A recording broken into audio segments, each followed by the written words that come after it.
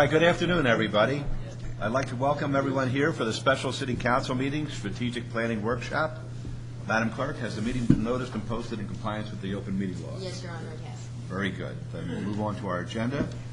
Item number 3 is discussion and possible direction regarding the City of Las Vegas strategic plan priorities, goals, and strategies, including a review of progress and other related issues as pertains to all wards.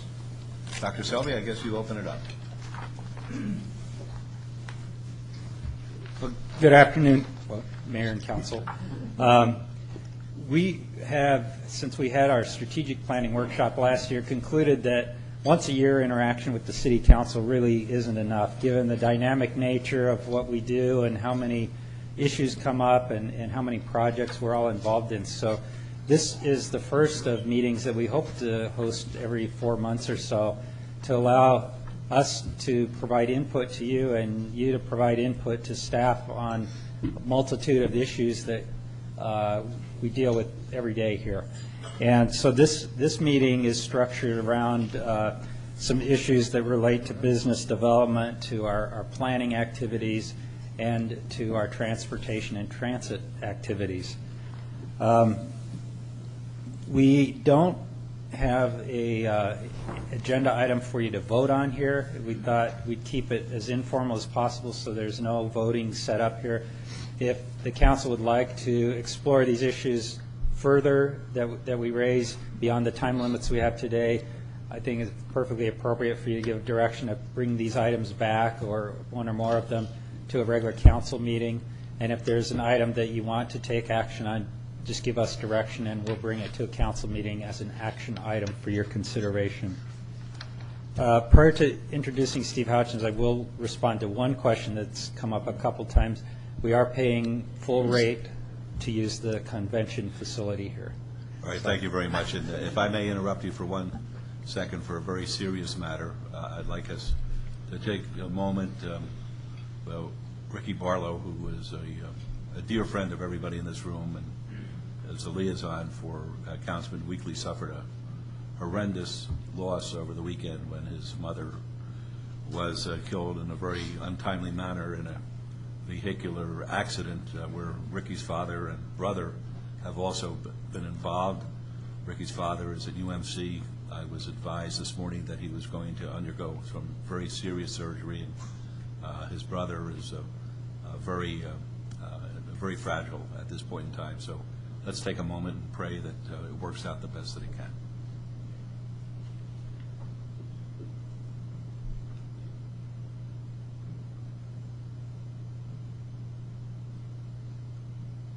All right, thank you very much.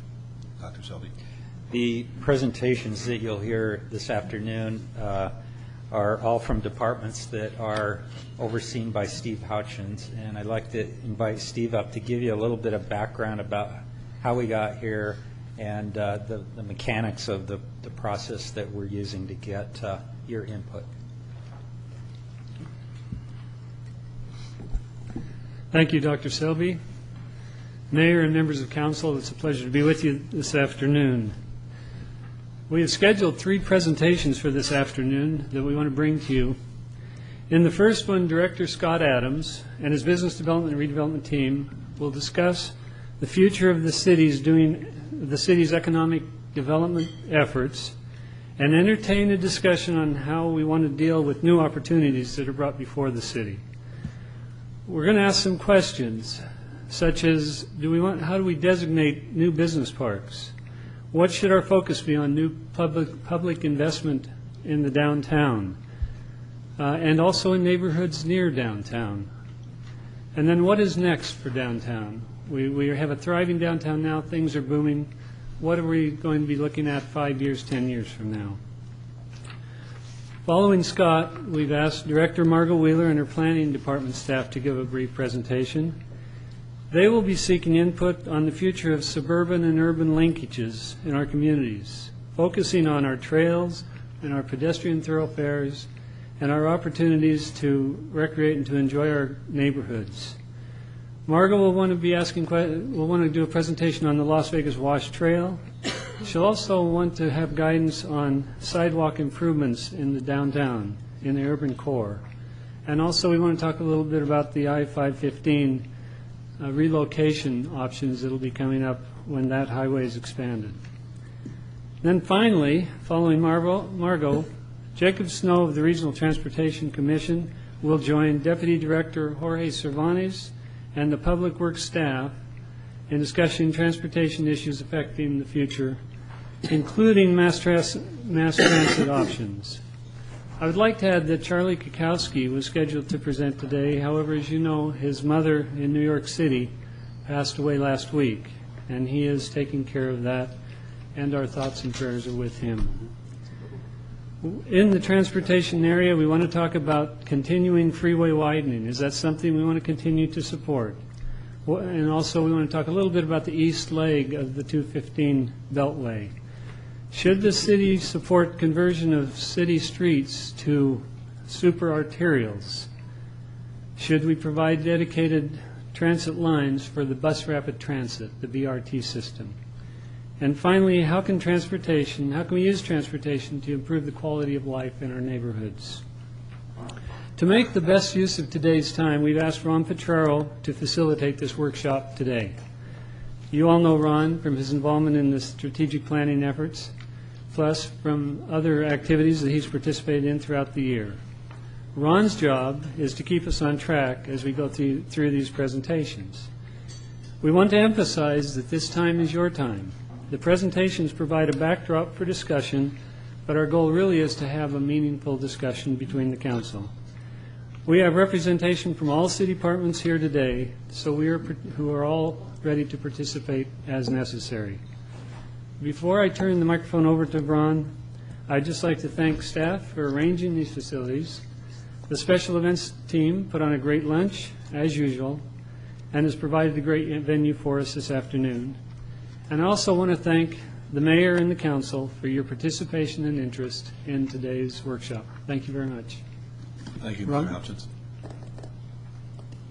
Thank you, Steve. Good afternoon, Mayor, members of council. It is once again my privilege to be available to you, to serve you as a facilitator for yet another meeting. My third, I think, strategic planning opportunity in 3 years. I'd also like to say, as Deputy City Manager Hutchins mentioned, I'm working with the city on a number of projects, and I'm happy to report that the Centennial Hills Community Center project is currently on budget and on schedule. And that's a good thing. I'm handling the partnering for that under the direction of Charlie Kukowski in Public Works and Jorge. I meet with them every Tuesday morning for our progress meetings to keep everybody communicating and accountable, and it seems to be working. And I'd also report Councilman Brown that the Alexander Wallapai project is also currently on schedule and under budget. So those are two good reports I have for you, and I'll just kind of throw those in as just another thing that we're doing together as I partner with the city. We have, as Steve pointed out, the theme for today, growth issues facing our city. And so I'm not going to be up here a whole lot today doing much other than introducing and then moderating discussions. We've got some timelines we're going to try to adhere to by way of administrative, very important matters. The bathrooms are right over here to my right in the corner, post luncheon kind of a meeting. Very important agenda item. But we're going to talk about, as Steve mentioned, economic development, planning, and transportation. We're going to ask that the presentation for Scott and his team, you allow them to make their presentation, and then he will field questions and seek input from the council, which is the charge today, and also for Margot and her team. And then Jorge is going to come up, and he's got somewhat of an interactive question-by-question presentation, and we'll moderate that through. So without any delay, I'm going to ask Scott to come on up. Actually, he'll be speaking from the podium over there to my far left, your right. And so, Scott, if you would, take it away. Oh, and by the way, Scott, I do have a roving mic for Ronnie, so that if we have any other participants as they speak, we'll get them recorded for you. Right, and Ron, I think that we should emphasize the council would like to hear from our staff, particularly those who are in the room today. If you have any suggestions or criticisms or something that you feel would add to our understanding of what we're trying to accomplish, please feel free to speak up. I encourage that. Hey, thank you very much. Scott Adams, the Director of Business Development. And the title of my overview today is Changing Economic Development in Las Vegas. And I think it's going to be pretty apparent as we go through that we have really indeed changed how we do economic development within the city of Las Vegas. I'm going to throw out those same issues that Steve had mentioned a little bit previously, and these are things that we need to think about as we move through the discussion. First, how do we designate or build more business parks, and maybe even precedent to that, should we? What should be our focus on new public investment downtown? And then, because we really are now involved heavily in the RDA, that should be broadened to what should be our focus on new public investment in neighborhoods near downtown, because not only are we dealing with downtown, but we're dealing with the greater downtown, all those areas that are inside the RDA. And then finally, what is next downtown? I think as Steve had alluded to, we've realized some success downtown, and what is that next level we aspire to as we move forward in our program? Overview of what I'm going to talk about is our former approach, how we did economic development in the past. Its focus was on business park development, and because that was the focus, we really focused on business attraction. We've now morphed into a current approach, which is urban core redevelopment, and that focuses on a little bit different attraction, which is attracting the investors, the developers, to come in. And then finally, we're going to talk a little bit about attracting people and businesses. The fact that as we move forward, we really need to integrate both approaches, and we need to look at what we do very strategically as to how it can support further redevelopment of our urban core. The former approach, we as a city were very actively in the business park development business. And I'll expand on that a little bit more. And that necessitated an economic development function that did business attraction marketing. We went out and sought businesses. We developed strategies that targeted certain industry targets. Some of those that we've looked at in the past and we've focused on were healthcare, information technology, financial services, and even governmental and nonprofit offices that a lot of times we don't think about from an economic development standpoint, but they generate a lot of jobs and create critical mass. And in Las Vegas, that's been somewhat reactive. We, as owners of business parks, as developers of business parks, were out trying to bring businesses into the community, but at the same time, we're guiding the businesses that decided to locate in Las Vegas into our business parks. So in that sense, it was somewhat reactive. And I bring that up for a reason, because our new approach is a little more proactive. And this is a good shot. This is a very good example of what I mean by a target industries result. In the Las Vegas Tech Center, if you've been in there, been through it, you'll see there is a great buildup and agglomeration of healthcare industries in that area, responding to a targeted approach to business park development. The current emphasis is a little bit different right now. We're doing about, in your Office of Business Development, about 80% urban core redevelopment work now. About 20% of what we do is business attraction, and that's a little bit different than what we've done in the past, and I'll talk about that. That's really being driven by the marketplace, because we're trying to be very responsive to the business community and the private sector, and projects. So we're heavily strategic at a high level in terms of looking at markets and reacting to where the marketplace likes to be, and then dropping that down into projects. And I'll say, and this, as somebody who spent a good part of my career in economic development, it's a lot of our leads that are land extensive, we end up having to refer to other jurisdictions. What I mean by that are land extensive leads. 2 weeks ago, I got 3 calls personally from site location consultants wanting to locate distribution or manufacturing facilities in the valley. Every single one of those facilities were looking for at least 20 to 40 acre sites. And so we just don't have it anymore inside the city of Las Vegas. What we do then is we search our database to determine whether or not we can meet that need, which we generally can't.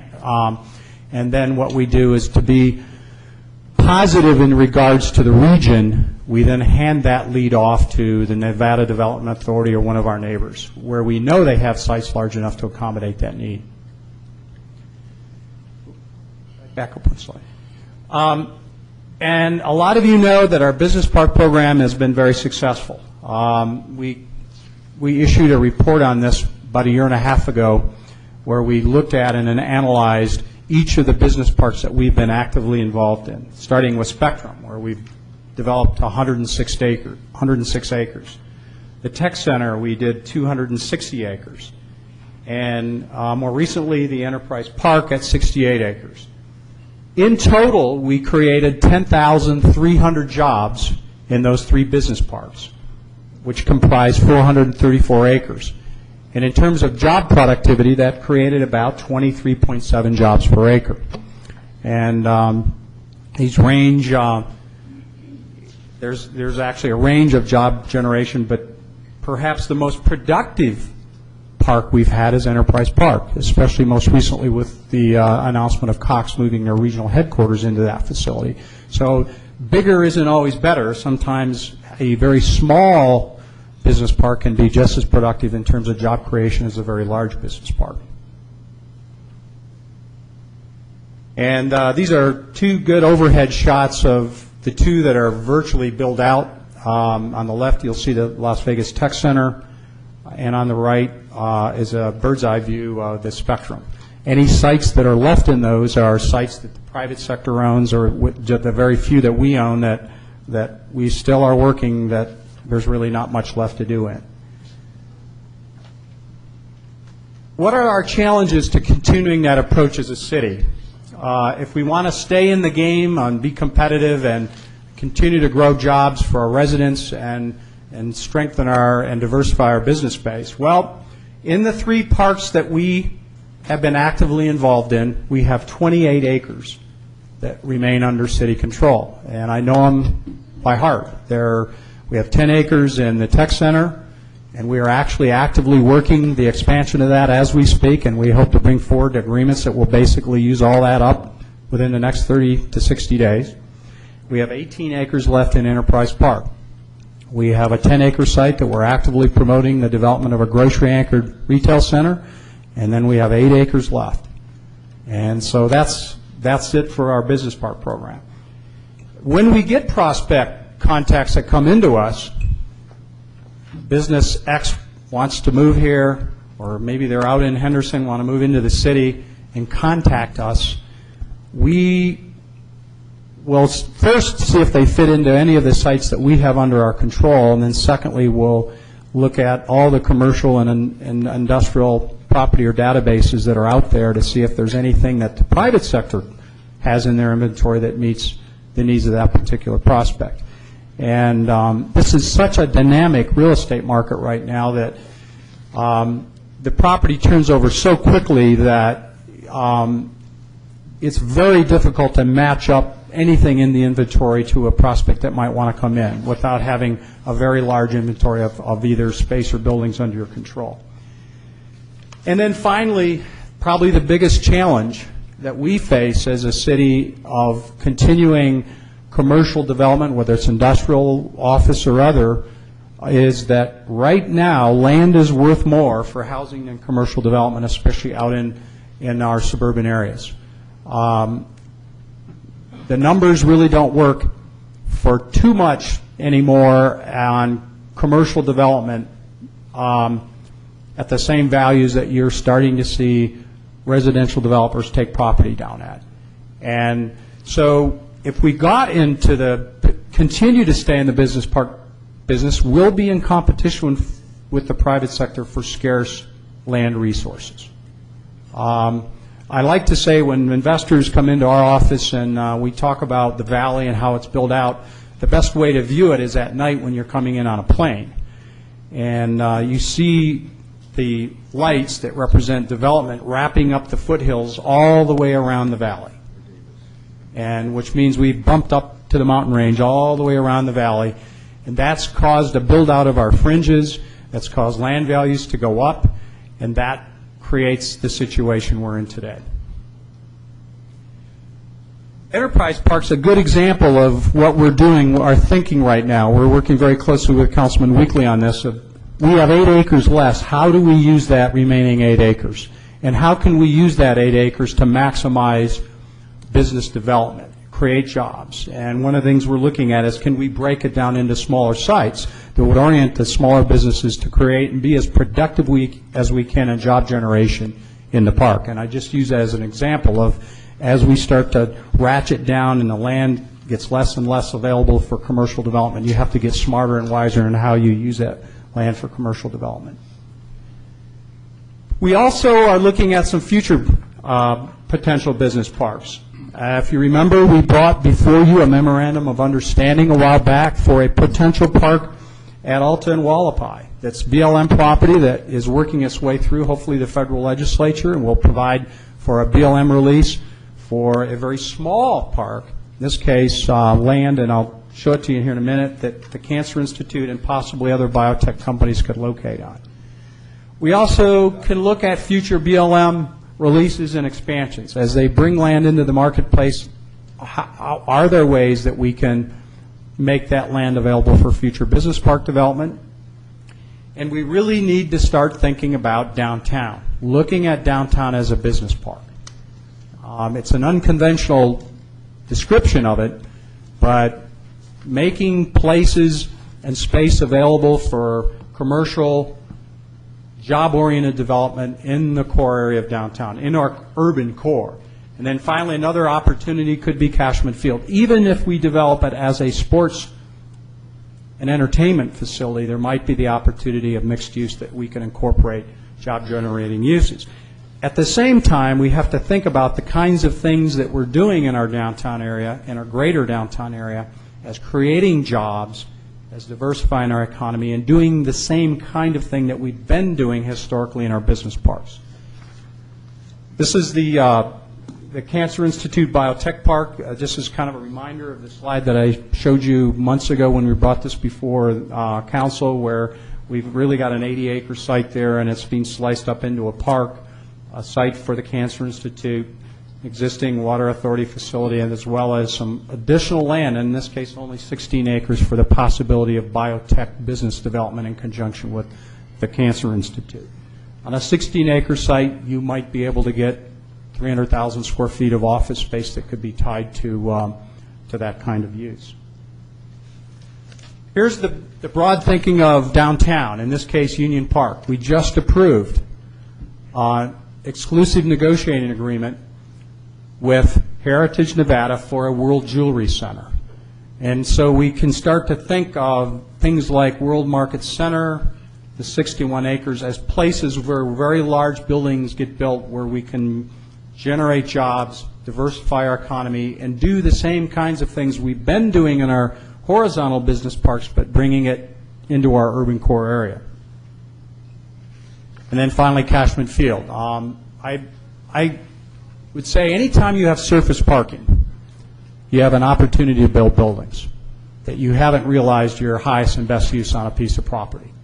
And so if you have a gob of surface parking in an urban core area, that's a site for expansion and business development. And if you master plan that properly, you can generate jobs on that. So that's kind of a segue into how we're doing it now. We really have kind of evolved from a function that was looking at our fringes of the city, creating business parks, guiding businesses into those business parks, and creating jobs. We're now looking at using our precious available land resources in the urban core in the highest and best use we possibly can, and in ways that can diversify our economic base and create jobs and attract people and businesses. That takes a different approach. Instead of attracting businesses, we're now attracting investors and developers. And that's a different kind of marketing that we're doing. It's leveraged because if we get the investor to build the building, they go out and find the businesses to fill that building. They have a strong financial incentive to fill those buildings. For example, the World Jewelry Center, they have a very strong financial interest in seeing that building filled up with jewelry-related companies that would create jobs. Our targets now, instead of being industry-specific targets like healthcare and financial services, we're now looking at who can build office space, who can build hotels, gaming enterprises, retail space, even mixing all those together into mixed use, and then something we do here that a lot of cities don't have the opportunity to do, tourism and specialty uses. And we're seeing things like performing arts centers, Alzheimer's institutes, and other things that transcend the traditional thinking of economic development. This has to be more proactive. That's why I said the old approach has been somewhat reactive. We're now having to be more proactive. And let's talk about why. There are a lot of challenges to redevelopment that are way beyond the challenges that we experienced and would continue to experience in the traditional business development program. First of all, in an urban core, our markets are not established or viewed as positive.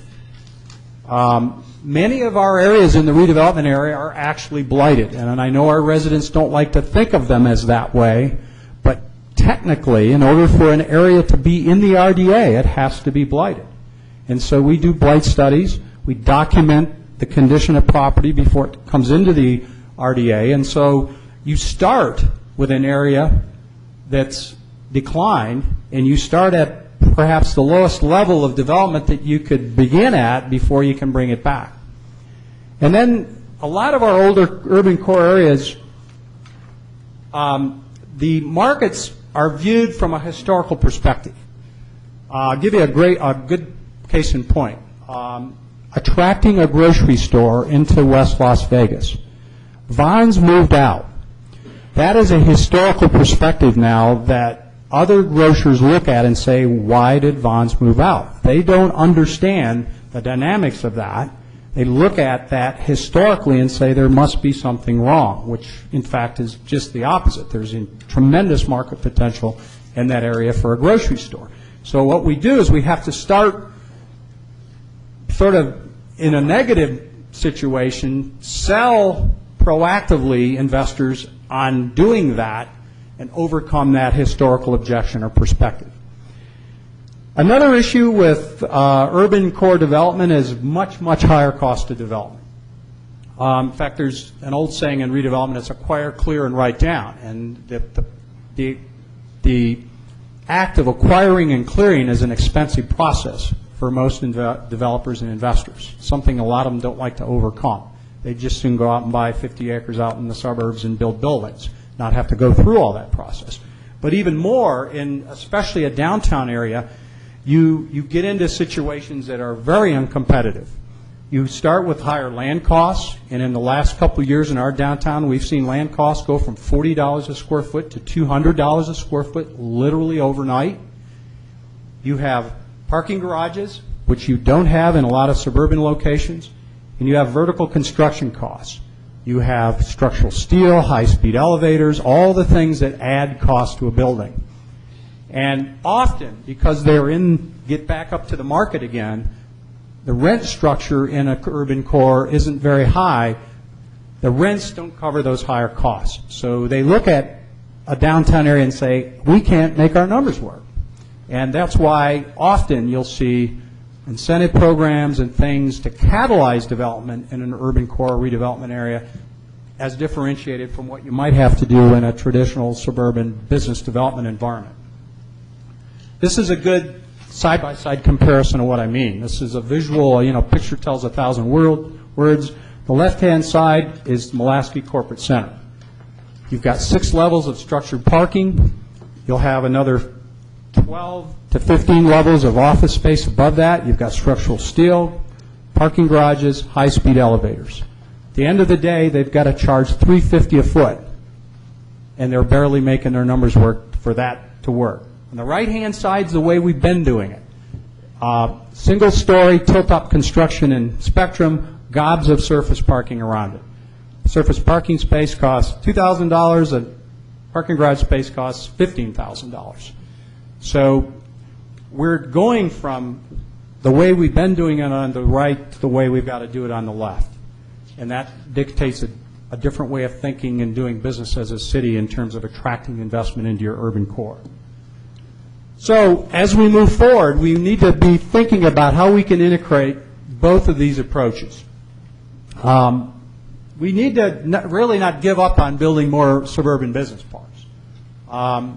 Otherwise, we'll be relegated to have all of our jobs continue to be from the Strip, from downtown and our traditional centers of business activity. That's will contribute to, certain businesses don't want to be in a vertical environment. They just want to be in horizontal space. Secondly, we need to explore new opportunities in the urban core for commercial and business park development. We need to think about our land and our assets in our urban core from that perspective. Are there ways that we can make it attractive and attract and build business location opportunities into our downtown and our redevelopment area? We need to look at downtown and the 61 acres as a business park and think of it that way. Position it so it can be competitive. And build new urban core downtown office space and market to appropriate users. When we get to that point where we build that inventory downtown, then we can start to integrate some of the old approach, which is start to target those buildings to specific users. We can start going after the financial services and some of these other types of companies that want to be in that kind of location and environment. And then finally, to encourage commercial development and new mixed-use developments. Mixed use is nationally, not just locally, the name of the game now in creating high-quality, attractive urban environments, and companies want to be in those attractive, high-quality urban environments, and mixed use is one of the key ways to get there.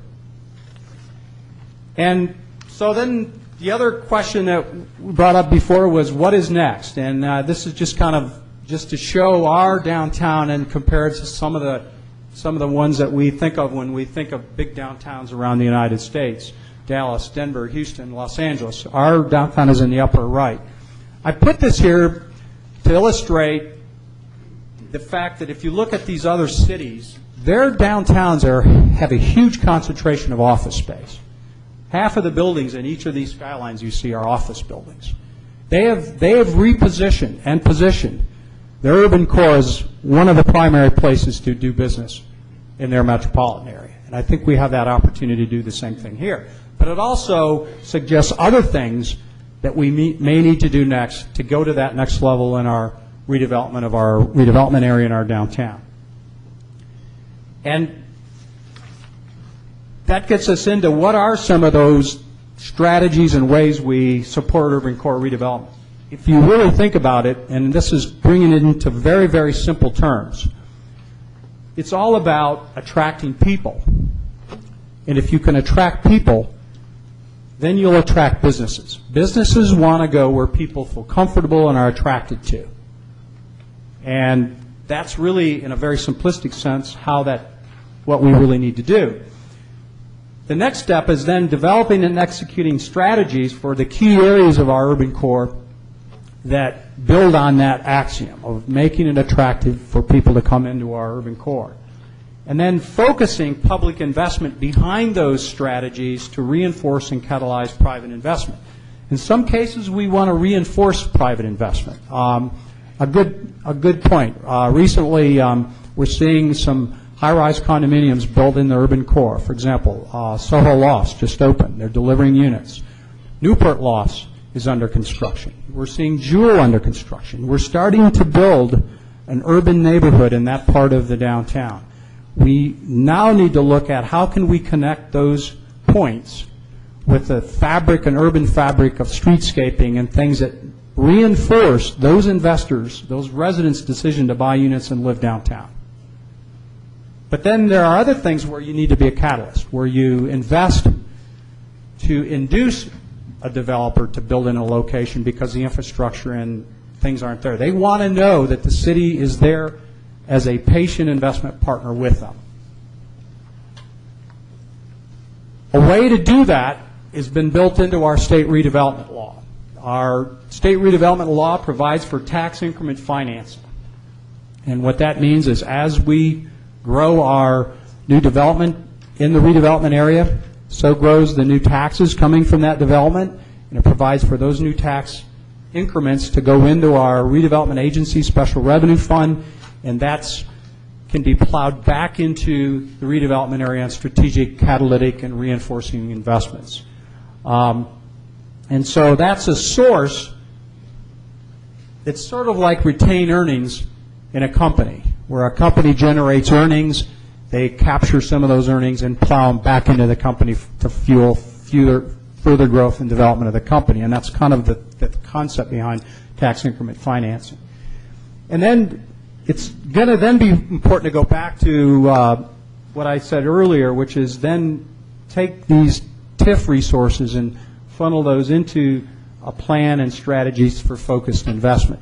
We are, as we speak, completing the final draft of this, a proposed TIF CIP plan that we'll be presenting to you soon. This meeting will be very instrumental in certainly giving us some insight on how that can be invested and how we should set that up. But we're looking at things like corridor strategies, looking at the key corridors in the downtown and in areas around downtown, starting, for example, with Martin Luther King, looking at that as a corridor. What do we have to do as a redevelopment agency to make investments along that corridor? The Eastern Corridor, the Fremont Corridor.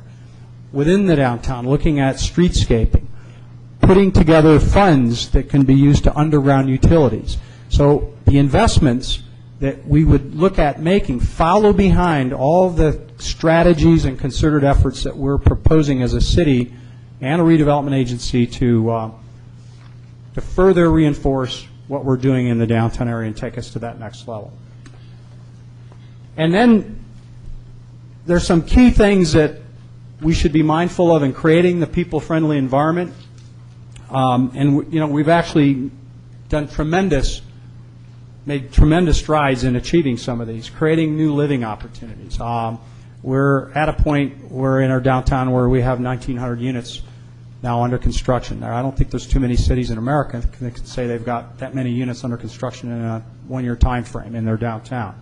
So we're getting over that hump in terms of getting people to live there, but then it becomes important that once they're here, they've got to be taken care of. And that's expanding the arts. We're looking at performing arts centers, art museums, the postmodern, the Fifth Street School, the Arts District, First Friday. All of these things tie together in an overall art strategy to be things that make it attractive not only for people but businesses as well. Offering unique entertainment. That's something that Las Vegas probably does better than any city in America, which is why we are the entertainment capital of the world. We have to continue to do that. That's why we're focusing on an entertainment district. We're focusing on the old gaming core to continue to reinforce those areas as the things that bring people downtown. And then look at the connections and linkages. And this is sort of a setup for our following speakers. Streetscaping, transit, a way to connect all those activity centers. You have to be able to get people into your downtown, into your urban core, and you have to be able to get them from place to place within the urban core. If we do all these things, businesses will follow. A good illustration is on the 61 acres, every single investor we deal with wants to know the timing of the Performing Arts Center, wants to know the timing of the Ruvo Alzheimer's Institute, because they want to be near those. Those are things that make it very attractive for them to locate here and make a major investment. So back to those same questions that we started with at the very beginning. How do we designate or build more business parks? Is that something we can continue? And I suggest to you that we integrate our approaches, look at it not only out in the outer reaches of our city and which will become the outer reaches of the metro area, but in the core areas of our community, what should be our focus on new public investment downtown, what should be our focus on new public investment in neighborhoods near downtown. And then we have gotten to a certain level of base development in our urban core, something that a lot of cities aspire to. Now, what is that next level? What are the things that are missing that we need to continue to focus on in terms of new investments downtown. That's the end of my formal presentation. Steve Van Gorp, our redevelopment manager, is here, and Romeo Betty, our economic development manager, is here. So I'm going to just encourage those gentlemen to jump in if we get into a discussion or questions. And this would be your opportunity to ask whatever you wish relative to what Scott has presented, and I'll deliver the mic to these two gentlemen as you ask. Okay, and Ron, as I understand the procedure here, you'll be chairing this for all intents and purposes as far as how it goes. Is that correct? Yes, yes. So if I want to talk, I raise my hand. That would be, for you, no. Anybody else, yes. That would work well, Your Honor. So, Okay, I would like to say something because I think to start off our discussion today, you ain't seen nothing yet. I'm telling you this, there's no question that we are about to take on a whole different patina as far as being a world-class city. I spoke to Larry Ruvo this morning. He's got the money in place in order to start construction on the Alzheimer's facility. They were going to break ground on August the 4th, which was his dad's birthday, but he wasn't going to torture people by standing outside in the hot sun, and figured that it would be in everybody's best interest to put it over to October or November. But that is a done deal. What's going to happen as a result of that is people from all over the world are going to come to see this phenomenal structure from the outside, and they're going to start to ask what's happening inside. Dr. Khatchatorian, Zavan Khatchatorian, has been hired as the director for the Alzheimer's facility. He is going to be able to present to the world that there will be a think tank there composed of 30 physicians from all over who will be dealing with cures for neurodegenerative diseases, not only for Alzheimer's, but also for ALS, for Parkinson's, those types of diseases.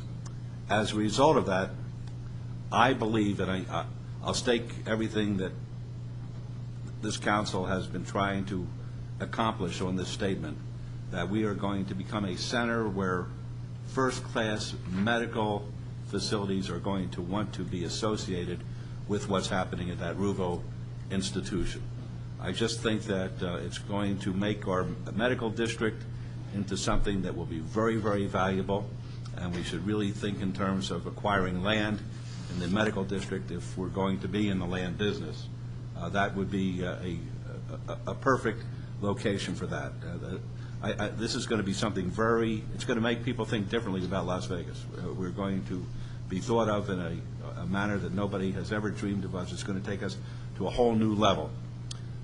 Marilyn Gillespie is here. She is the director of the Natural History Museum, and she came down to see me last week and wanted to know about the future of what we call the cultural corridor, which houses Reed Whipple, which is old and decrepit, which has the Lee Children's Museum that is looking to move, which has the Natural History Museum, which basically has to be renovated, if not rebuilt, if it's going to remain there, and the Neon Museum.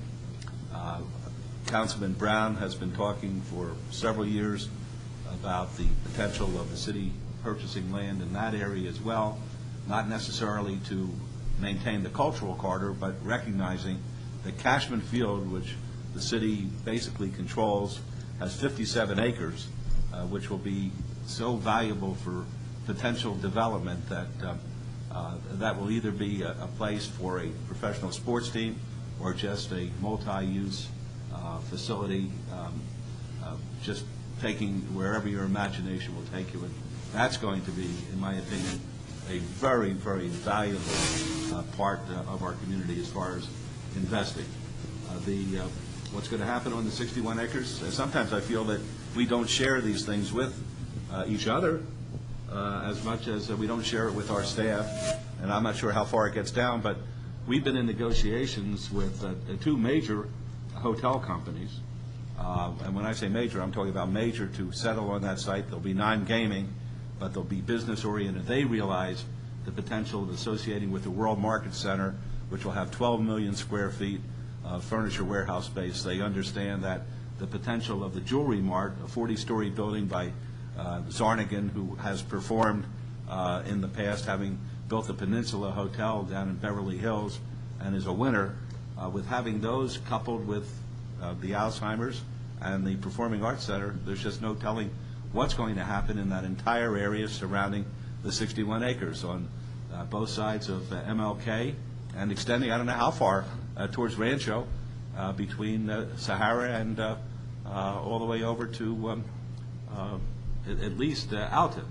So that's another area. If we're going to be in the land business, we have to look about purchasing. I just believe that the future is unlimited. I don't think we understand what we have here.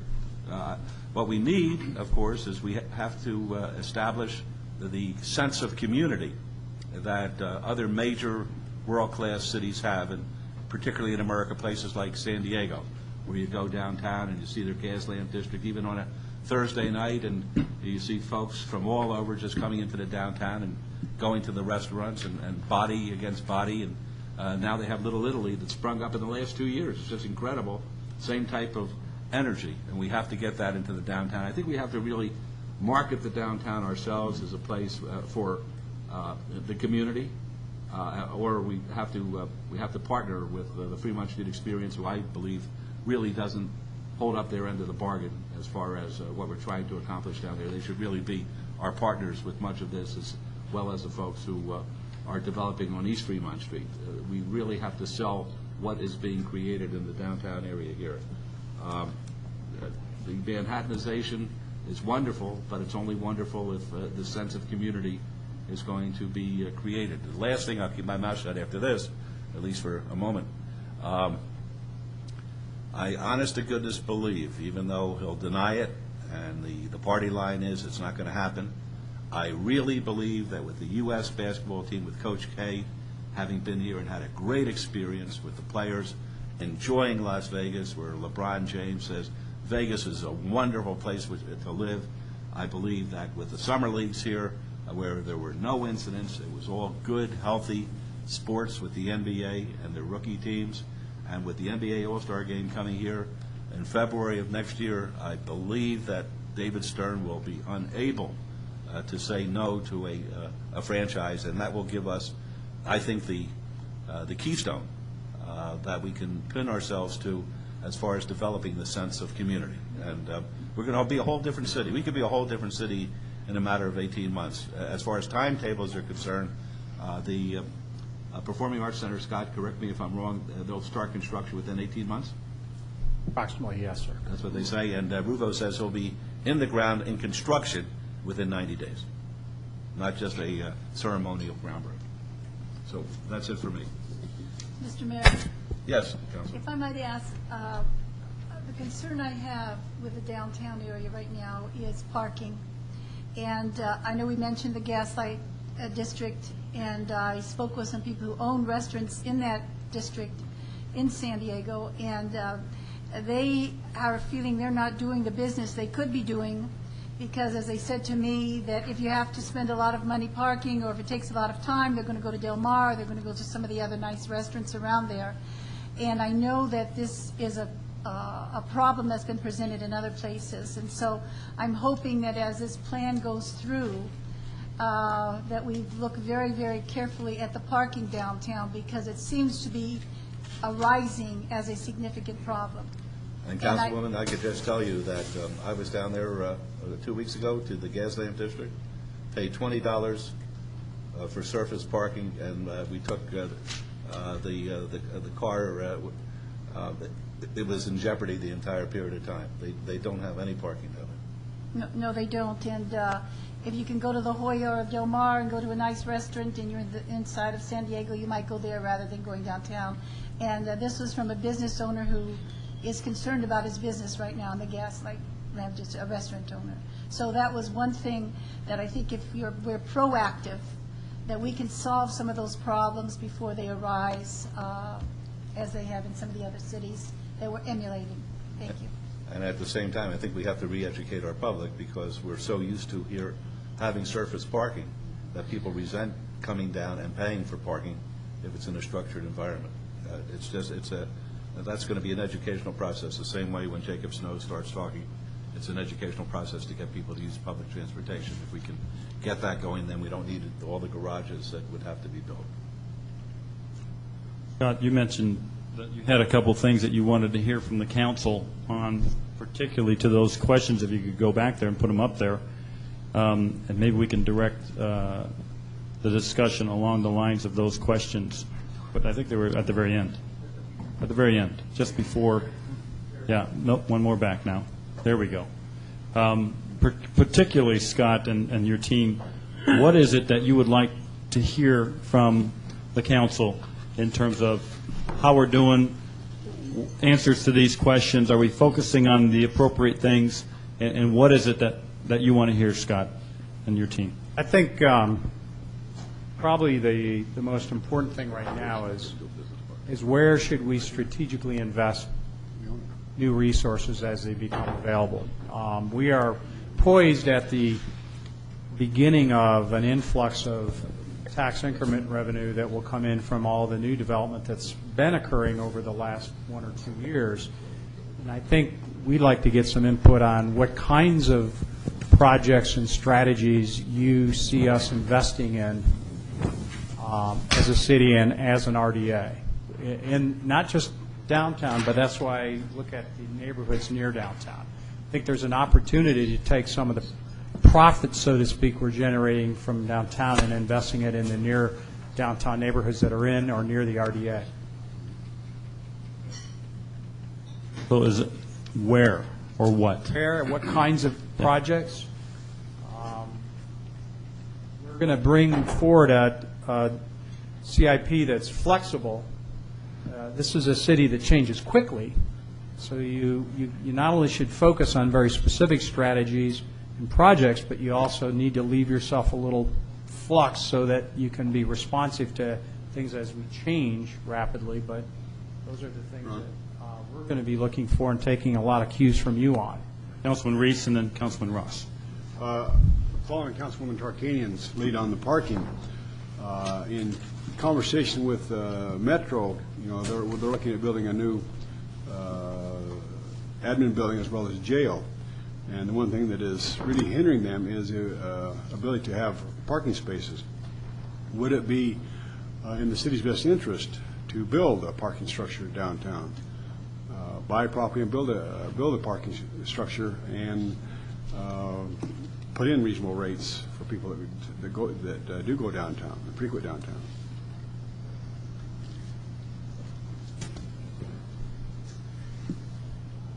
A question for future consideration. Absolutely. Absolutely. Okay, in response to that. Comments, Scott? Teammates? A little bit of a double-edged sword on that. It's interesting, and I understand we're serving the public, but as an investment stimulus, it's interesting. I thought when the Regional Justice Center opened with not enough parking, it would be very problematic, and it has been to an extent, but it's also caused a number of law firms now to want to move downtown because it's difficult to get to the Regional Justice Center, and it's caused a number of lawyers to buy units downtown.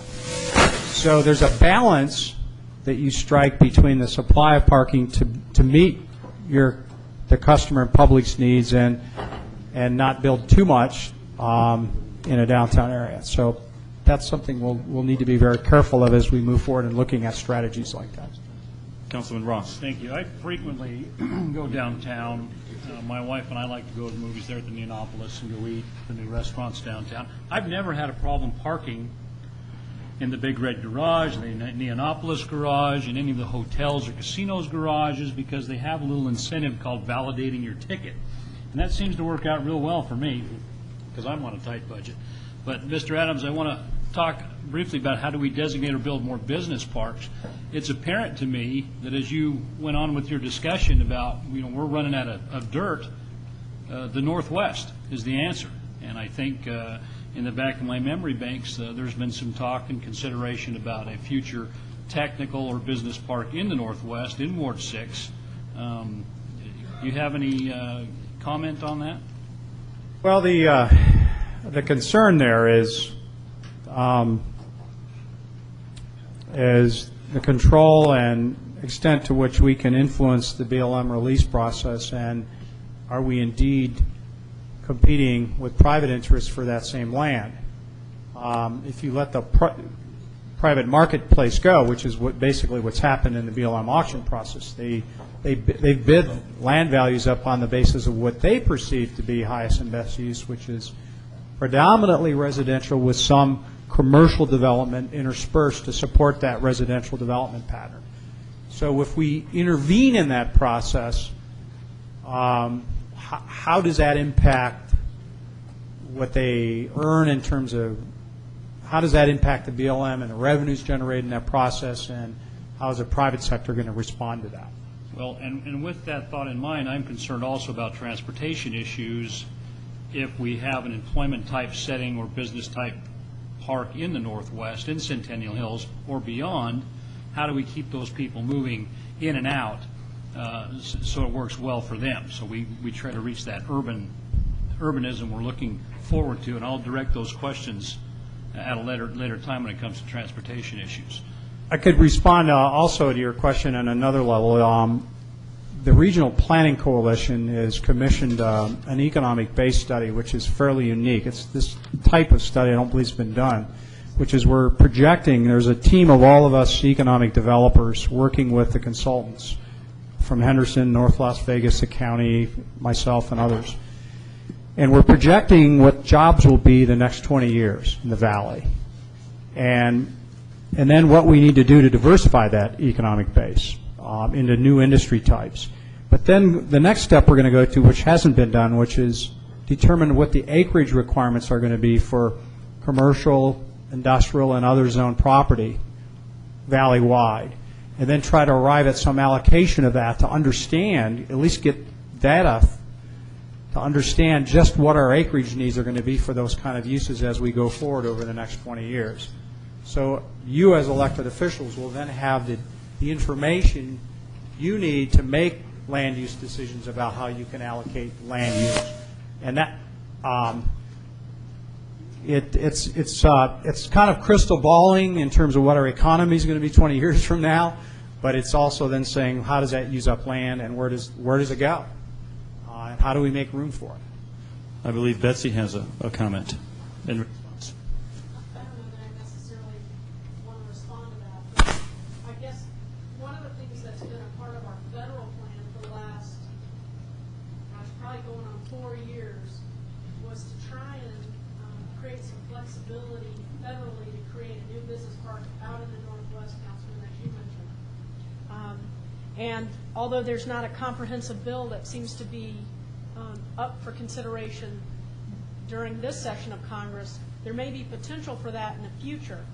And as Scott pointed out, we've been pushing for 2 minor land bill modifications, one in Councilman Weekly's ward for a recreational purpose, and one in Councilman Wolfson's ward for a business development purpose, the Cancer Institute bill. But maybe one of the things you may want to give some consideration to, particularly as we develop the federal package for next year, is maybe we take a little more aggressive stance in trying to identify a business park or some sort of specific language related to economic development and business development in the Northwest for future areas of release. So that's just something I wanted to give you a little history on, but the time is right now, too, if you want to push for some sort of federal solution to give us a direction and begin working with the delegation to try and make that happen. Well, I think that's great, but we also need to look at the rest of the tools to make it successful. Super arterials, transportation needs, public transportation. And in the last strategic planning meeting we had, the gentleman's name was Rue. I can't remember exactly who it was. You know who I'm talking about? Oh, the presenter. Yeah, the presenter. And he talked about the premium outlet mall, and he said, what were you guys thinking? You should have, built residences or offices on top of that dang thing, because once again, it comes down to, we've got a great big parking lot out there. I know they're building a garage right now, but these are a lot of tools that have to work together in unison as we plan for the future of this city, whether it's downtown redevelopment or, growth in the Northwest. All of the tools have to come together to make it successful. And that's what I'm recognizing from this meeting. Wolfson. Thank you. I'd like to come back to downtown for just a second and touch on what Mayor Pro Tem Reese said about parking. And I noticed that there is at least one parking project being developed. I think Alon Brown is building a parking project across the street and adjacent to the new RJC. But one of the points I think that is worthy of discussion is that it seems to me, in my 2 years on the council, that when we talk about private developers and what their motivations are versus the public and our motivations, it seems like what drives the private sector is the dollar, the buck. What can we, what and how can we make the most dollars for our investment? And they don't necessarily care what's best for the community or what's best for a particular area. They'll always say they do, but realistically, what pencils out? And that's what drives them. How can I make the most money? So perhaps one direction we should think about going in, and I think maybe the mayor touched on this, is the city of Las Vegas acquiring more land and getting total control of land so that we can control its destiny, rather than rely on solely market driving results. In other words, what is the market going to bear? Is that maybe if we started acquiring certain properties in certain key areas, we can then determine what's best. Because I go to the RJC 4 or 5 days a week, and I go real early, so I'm able to find a good parking space. But parking is an issue, and it's only going to get worse. So perhaps that's a consideration, is to look into acquiring more land now, while it's still reasonably inexpensive, so that for the future, in the next 3 to 5 to 7 years, we'll have more control of what is developed in these key areas. Councilman Brown. Scott, 2 quick questions and then a comment.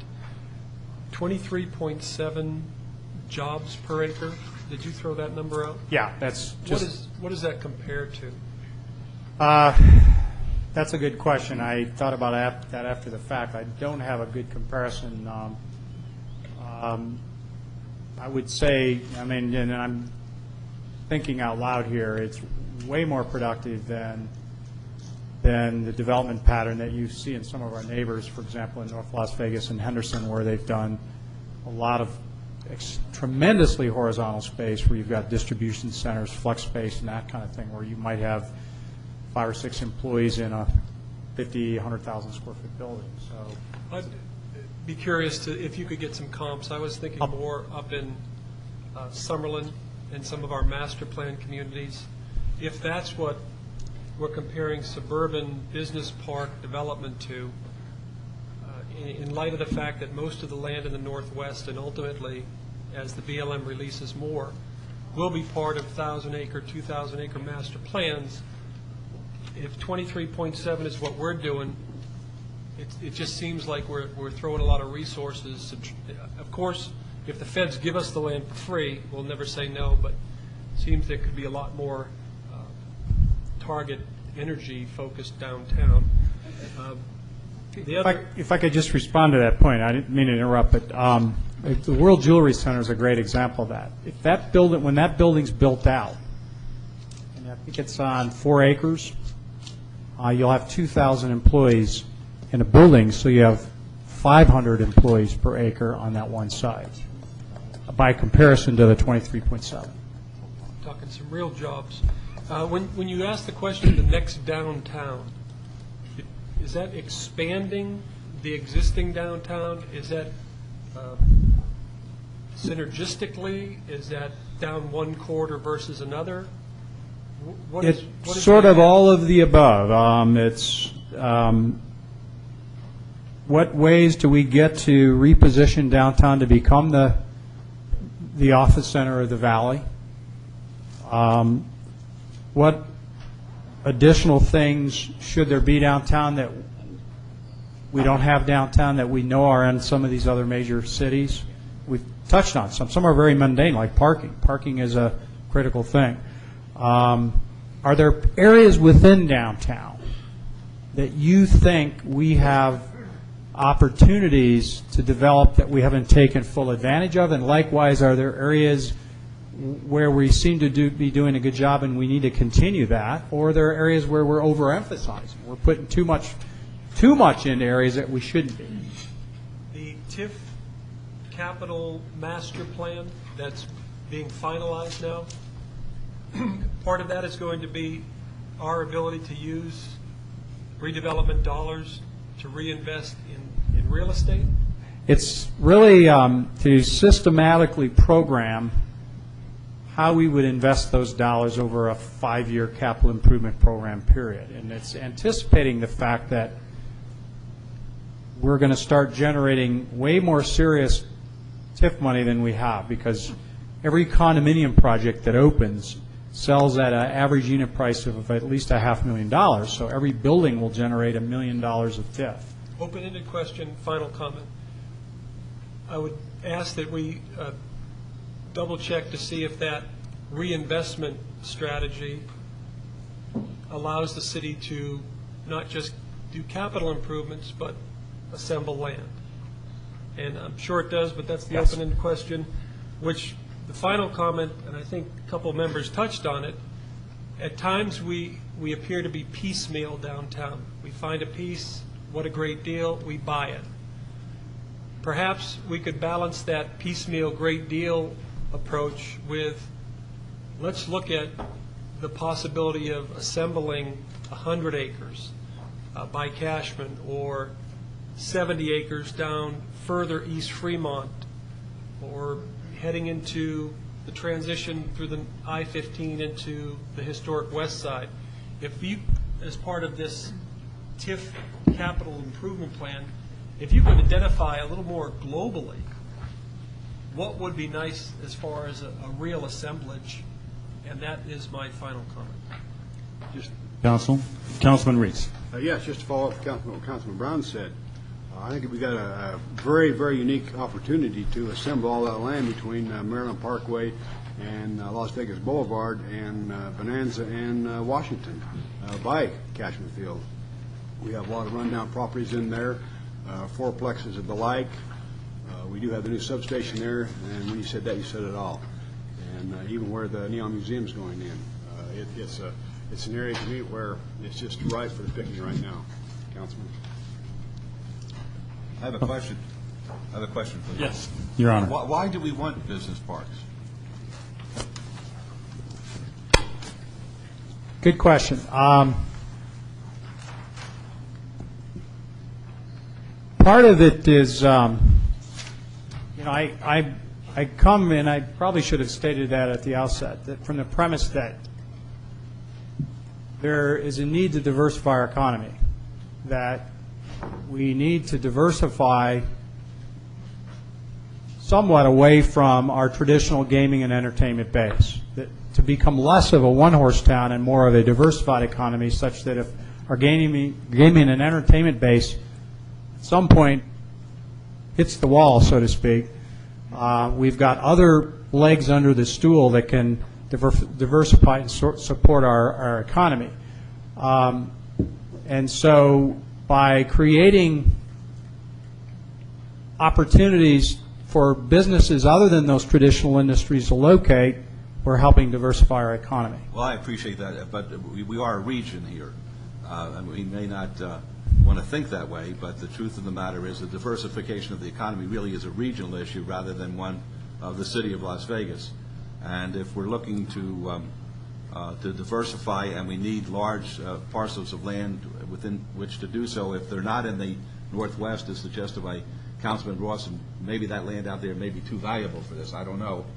We may want to work out, if we're not going to consolidate, and I wish we were going to consolidate, but if we're not going to consolidate, we should use interlocal agreements and go into business with these other cities where we share in the purchase of land for business parks, and we share in the profit if we're making it into a profit-making venture, rather than just think in terms of having it in the city of Las Vegas where our land is much too dear for it. That's an idea. Okay. We need to wind down. If we can, any last thoughts, comments? Scott or Steve Roma, any thoughts for the team here? Okay, yes. Let me give you this. Thank you. One of the things, the new model for the Cancel Institute, along with the city, is a great opportunity, and we're going to be watching that very closely, because this is a model that really came through the city manager, through the administrative street services, and as that moves along, we're going to talk to you some more about that, because that's a place where we can look for private opportunities along with ourselves to create some of the things that we can't do other just on a scattered basis or on the traditional business park model as well. Okay, thank you, Scott. One of the comments, Councilman Weekly. Just real briefly. Absolutely. Here. Scott, let me ask you this. What type of effect would it have on today's strategic plan if, in fact, the arts and cultural plans are not completed? I know they're in the process of being worked on, and between yourself and Margot is going to present, but I see Nancy Diener's here as well, Ted and Betsy. Someone could maybe respond on what type of effect would that have in helping to move this strategic plan forward. I mean, if we didn't do those things, yes. I think it would be devastating. I think the arts at the highest level, and this is just my personal opinion, but it's a fairly professional opinion based on studying downtowns around the country, flourish in our downtown areas and are one of the very definitions that separate downtowns from other parts of the community. Usually you can only have one major performing arts center, and you usually locate that in the central area, usually in the downtown, and we're fortunate here that our downtown Las Vegas, is at the dead center of the valley. So that's where, in a regional sense, we become serving the entire valley in downtown for facilities like art museums and performing arts centers and things like that. Betsy, did you want to make I'm not sure what I can add to that. I think that with the reorganization that Doug just rolled out a few months ago, we have a real opportunity to update a couple of key plans, a cultural plan for the citywide cultural plan and an arts plan for at least for downtown, if not further, more broadly construed than that. But we've got a lot of work to do. That may mean that we need to have a little patience in trying to get that done. If I could follow up to Councilman Weekly. The cultural corridor plan, at least the draft that's been lying around, I think that predates the Performing Arts Center becoming a reality, the Arts District, tremendous. So I think we're going to talk about that a little bit later. Certainly not to move away from an arts district or a cultural plan, but I think geographically and the synergy that we're trying to create is completely different than even 4 or 5 years ago. I am going to be the first one to state publicly, today I saw at the, what's the museum called? Postmodern now. Postmodern, that we were spending $7.4 million. There was a guy down there washing the side of the building, the only side that the mayor can see. He was down there washing the side of the building. Well, it really wasn't the side of the building, it was a window. No, he was getting the cement. He was missing. Thank you, Councilman. Any last-minute comments? We're going to then move into our next presentation by Director Wheeler from the Planning Department with able and capable assistance from Tom Pergo. Margot, take it away. Council, we're going to go quickly through a lot of details on issues that have to do with linkages to create a world-class community here in Las Vegas. We're going to talk both about the suburban images and the urban images. We're going to go over the history of what we have done, what plans we have made, and we're going to focus on implementation and the funding of implementation. We have a lot of great plans, but if those aren't implemented, then they don't accomplish a thing. And we're going to talk about differences and similarities between linkages in the suburban areas and in the urban areas. And there's 3 key points that we would like to get guidance from the council with regard to our plans that we'll be sharing with you today on the Las Vegas Wash Trail, on the sidewalk improvement implementation in downtown, particularly the Casino Center and Hoover plans that are underway right now. And we're also going to talk about the I-515 widening project and the relocation of facilities that are necessary to effectuate this, and that will lead into then the Public Works part of our discussion that will follow with Mr. Cervantes and RTC. I'm going to turn it over to Tom now. Tom Perigo, the Deputy Director, is going to talk about our trails and linkages in the Northwest, and then I'll follow up in the downtown area. Thank you, Margot. Good afternoon, Mayor and Council. 4 years ago, I could have done this presentation with one slide. Today, I've got 30 slides, and I'll barely be hitting on the highlights. We've made a lot of progress. It all started back in 2002 with the adoption of the recreation trails element and the transportation trails element. Recreation trails element identifies 46 miles of recreation trails. There are primarily two types of recreation trails, equestrian trail and multi-use equestrian. Equestrian trails and multi-use equestrian trails are predominantly built through the development process. Equestrian trails are a 10-foot decomposed granite path. NRS requires the city to own and maintain a recreation trail if the property owner requires us to or asks us to. So for most of the equestrian trails, field operations goes out annually and grades and removes debris from the trails. An example of a multi-use equestrian trail, 10 foot of decomposed granite for the equestrian path, 5 foot of landscaping with a vinyl fence to separate that from a 10-foot sidewalk. The transportation trail element was adopted in 2002 as well. It identifies 153 miles of trails in addition to on-street bicycle trails. The RTC just passed the bicycle map in January of this year, which lays out another 785 miles of bicycle trails throughout the valley, or I'm sorry, bicycle lanes, in addition to 300 and I believe 85 miles of bicycle route. This is consistent with our trail plan. The majority of transportation trails are also developed through the development process. Here's an example of a protected sidewalk. This is an ideal design for a pedestrian path. An example of a trail that's built off-street in part of a master planned community. This is in Lone Mountain West. Here's a trail segment, part of the Lone Mountain Trail, that was built by the city as part of this roadway project using SNPLMA dollars. The transportation trail is a 10-foot concrete path with 5 feet of landscaping on either side. Here's a trail that was built, the Lone Mountain Trail along Pioneer Park was built using SNPLMA dollars. Here's an example of the way we used to build streetscapes in the 80s and 90s. We're trying to get away from that to provide a more pleasant pedestrian experience, a protected sidewalk. It's safer, it's more inviting for pedestrians. And we also have trails built in other master plan communities. In Summerlin, obviously, this is a trail through the community.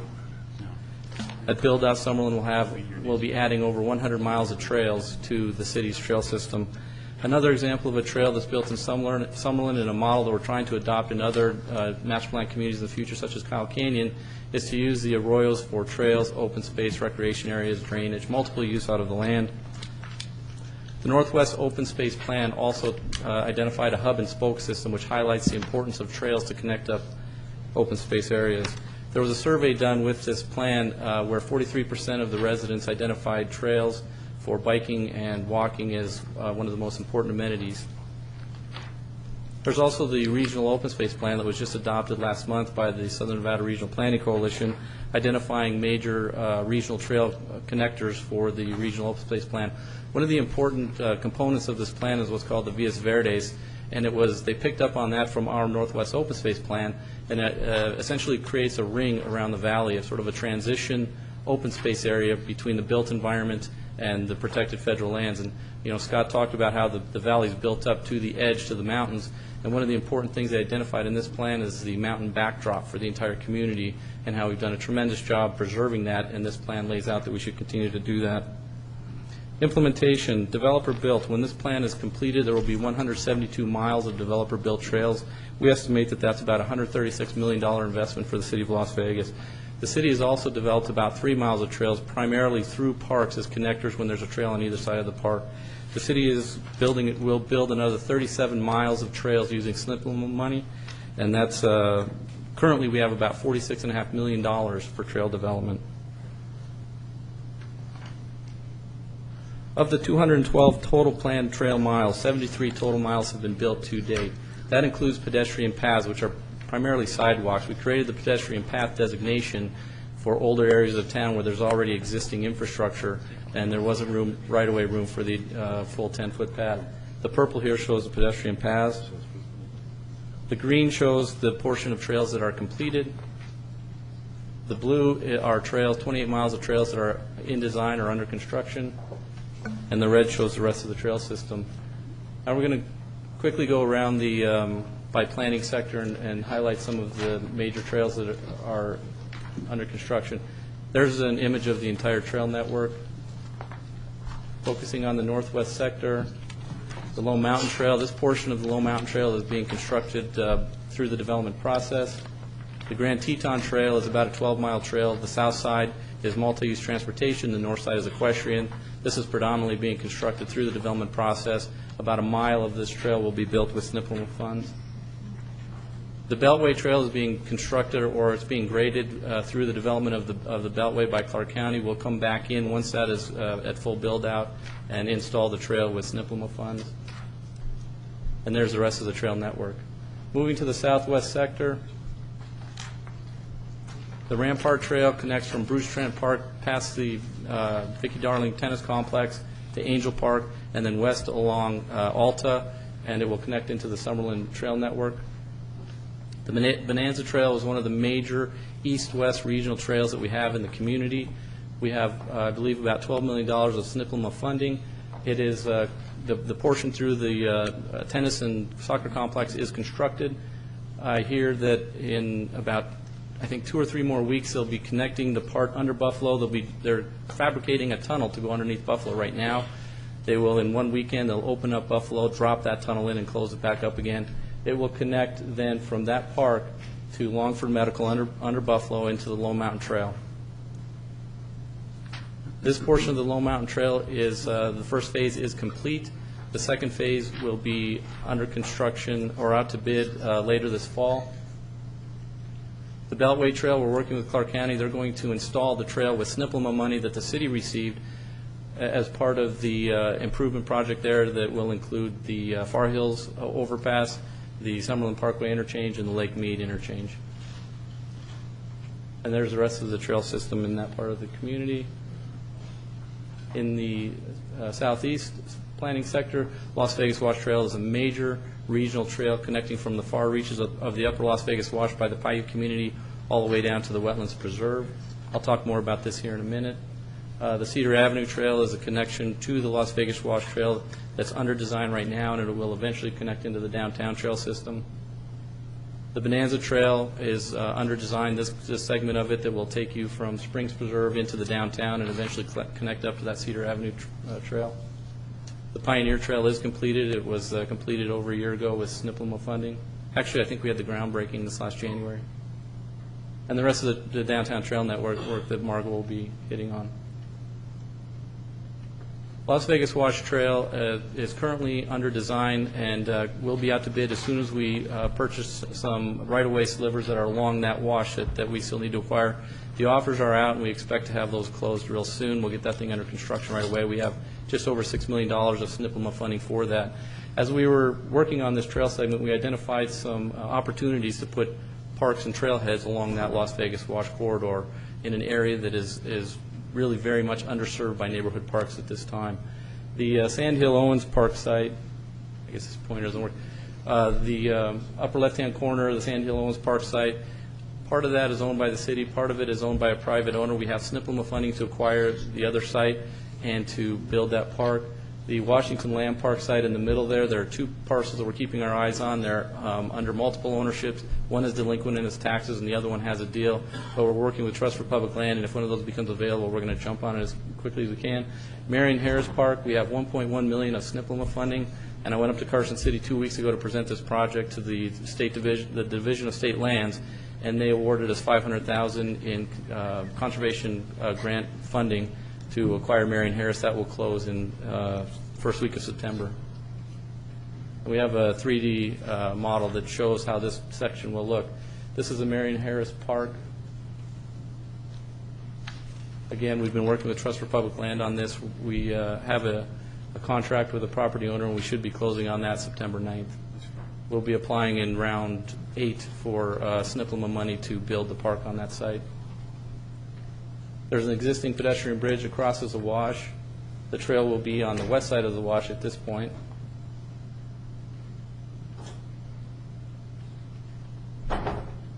Again, this portion of the wash trail is designed. We're just waiting to go out to bid until we tie up a few loose ends with some right-of-way.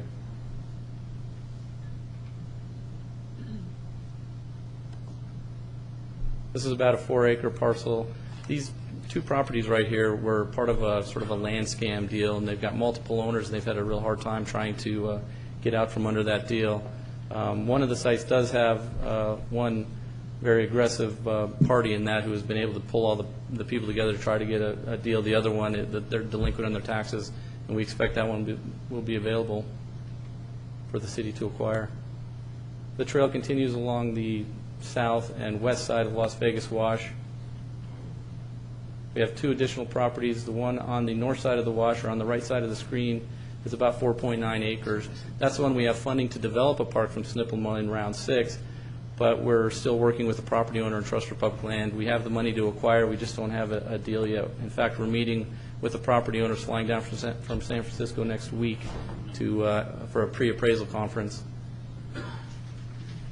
We hope to be able to build a park on that side. This part of the project, the city does own that land, and we do have the money from SNPLMA to go ahead and build a trailhead and a small park there. So if we're not able to make the one deal, we'll at least get this side of the park done.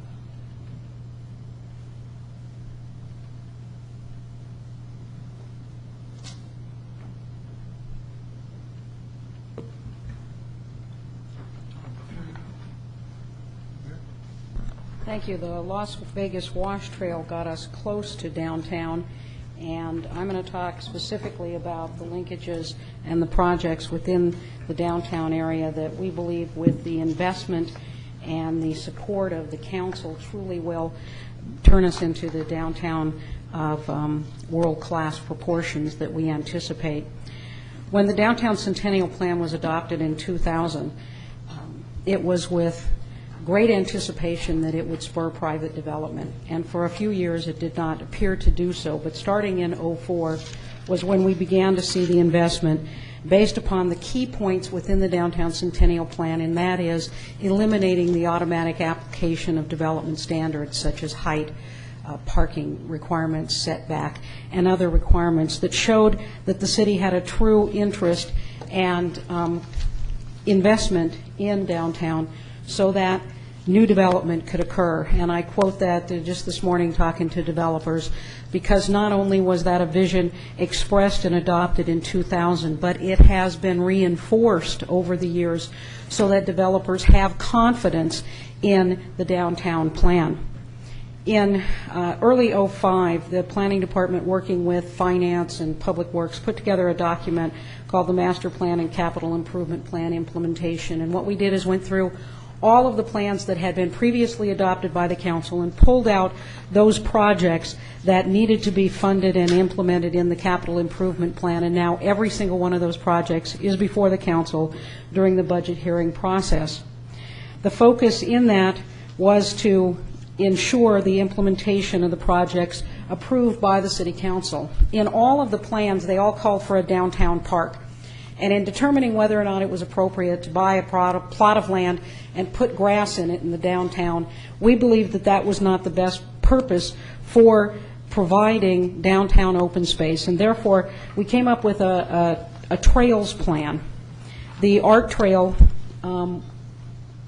is one of many of these trails are all funded, have been either requested for or have indeed already obtained funding through the SNPLMA as part of trail linkages. The art trail, which goes from Boulder Plaza all the way to Stewart, is a $10.5 million project. The entertainment trail, linking the entertainment district down to the Performing Arts Theater at Las Vegas Academy, also in round 7, $5.9 million.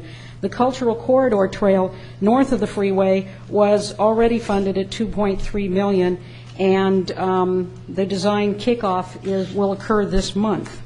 Boulder Plaza, the one-block area down in the heart of the Arts District, received $1.54 million in SNPLMA, and working with the private property owners, design is proceeding. As you know, there was a GOM, the world-class sculptor, had a proposal for this area, and we still anticipate that the Boulder Plaza will be the creation of a centerpiece of a living public artwork within the downtown. The Bonanza Trail mentioned by Tom that connects all the way down to Summerlin, and the Pioneer Trail up in the West Las Vegas area going over to the Las Vegas Springs Preserve. All of these projects will be linked by urban sidewalks and improvements, there we go, that include low-maintenance trees and street furniture, signage that is of a type, public art that is the kind of things that make a downtown truly a livable one, and one that everybody can be proud of.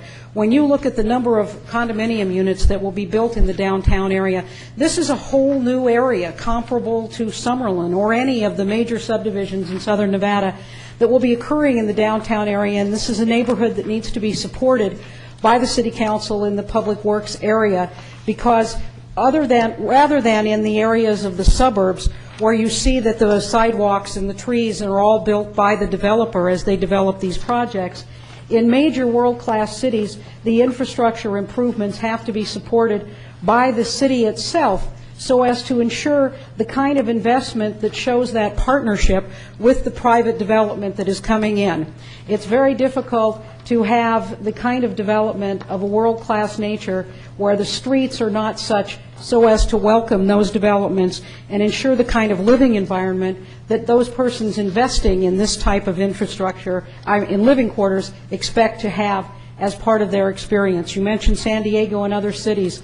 So here's our Urban Pathways Plan, and what we propose is to have a variety of different nodes or stopping points along these linked trails, getting you from the cultural corridor to Glitter Gulch to the 61-acre Union Park area down to the Arts District, linking to through the Entertainment District.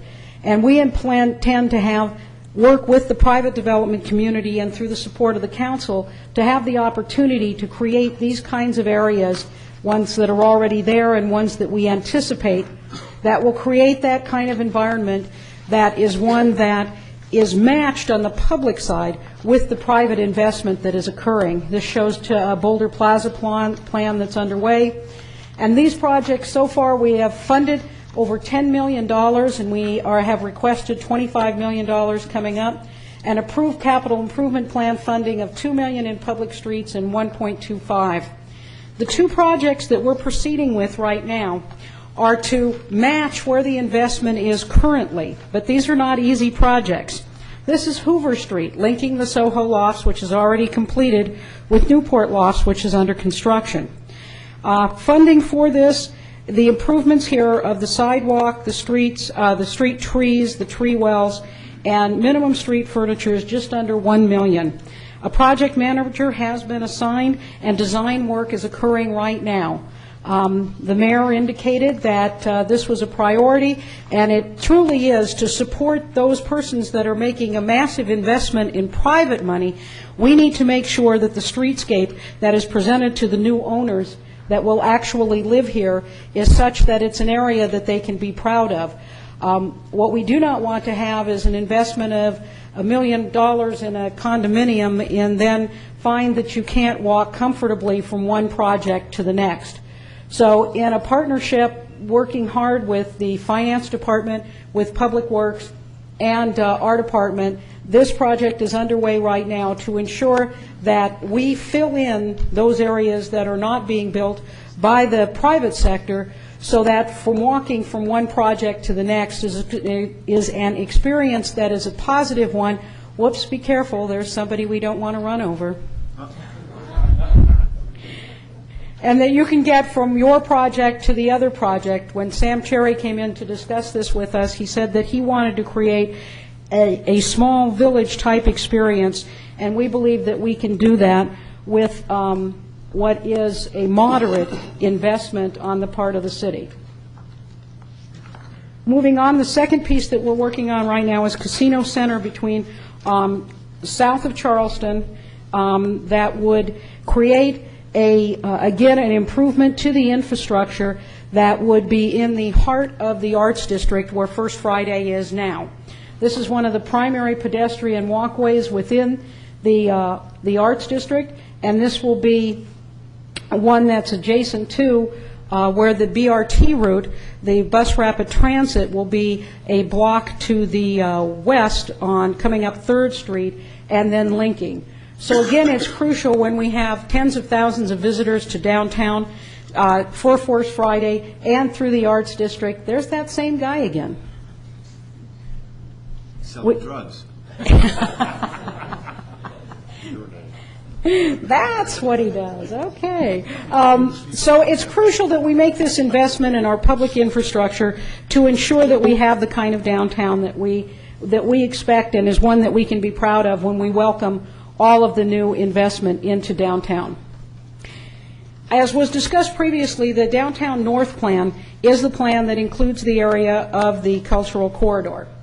This plan was adopted in May of 2003 and included a variety of issues and policies that are still crucial and important now.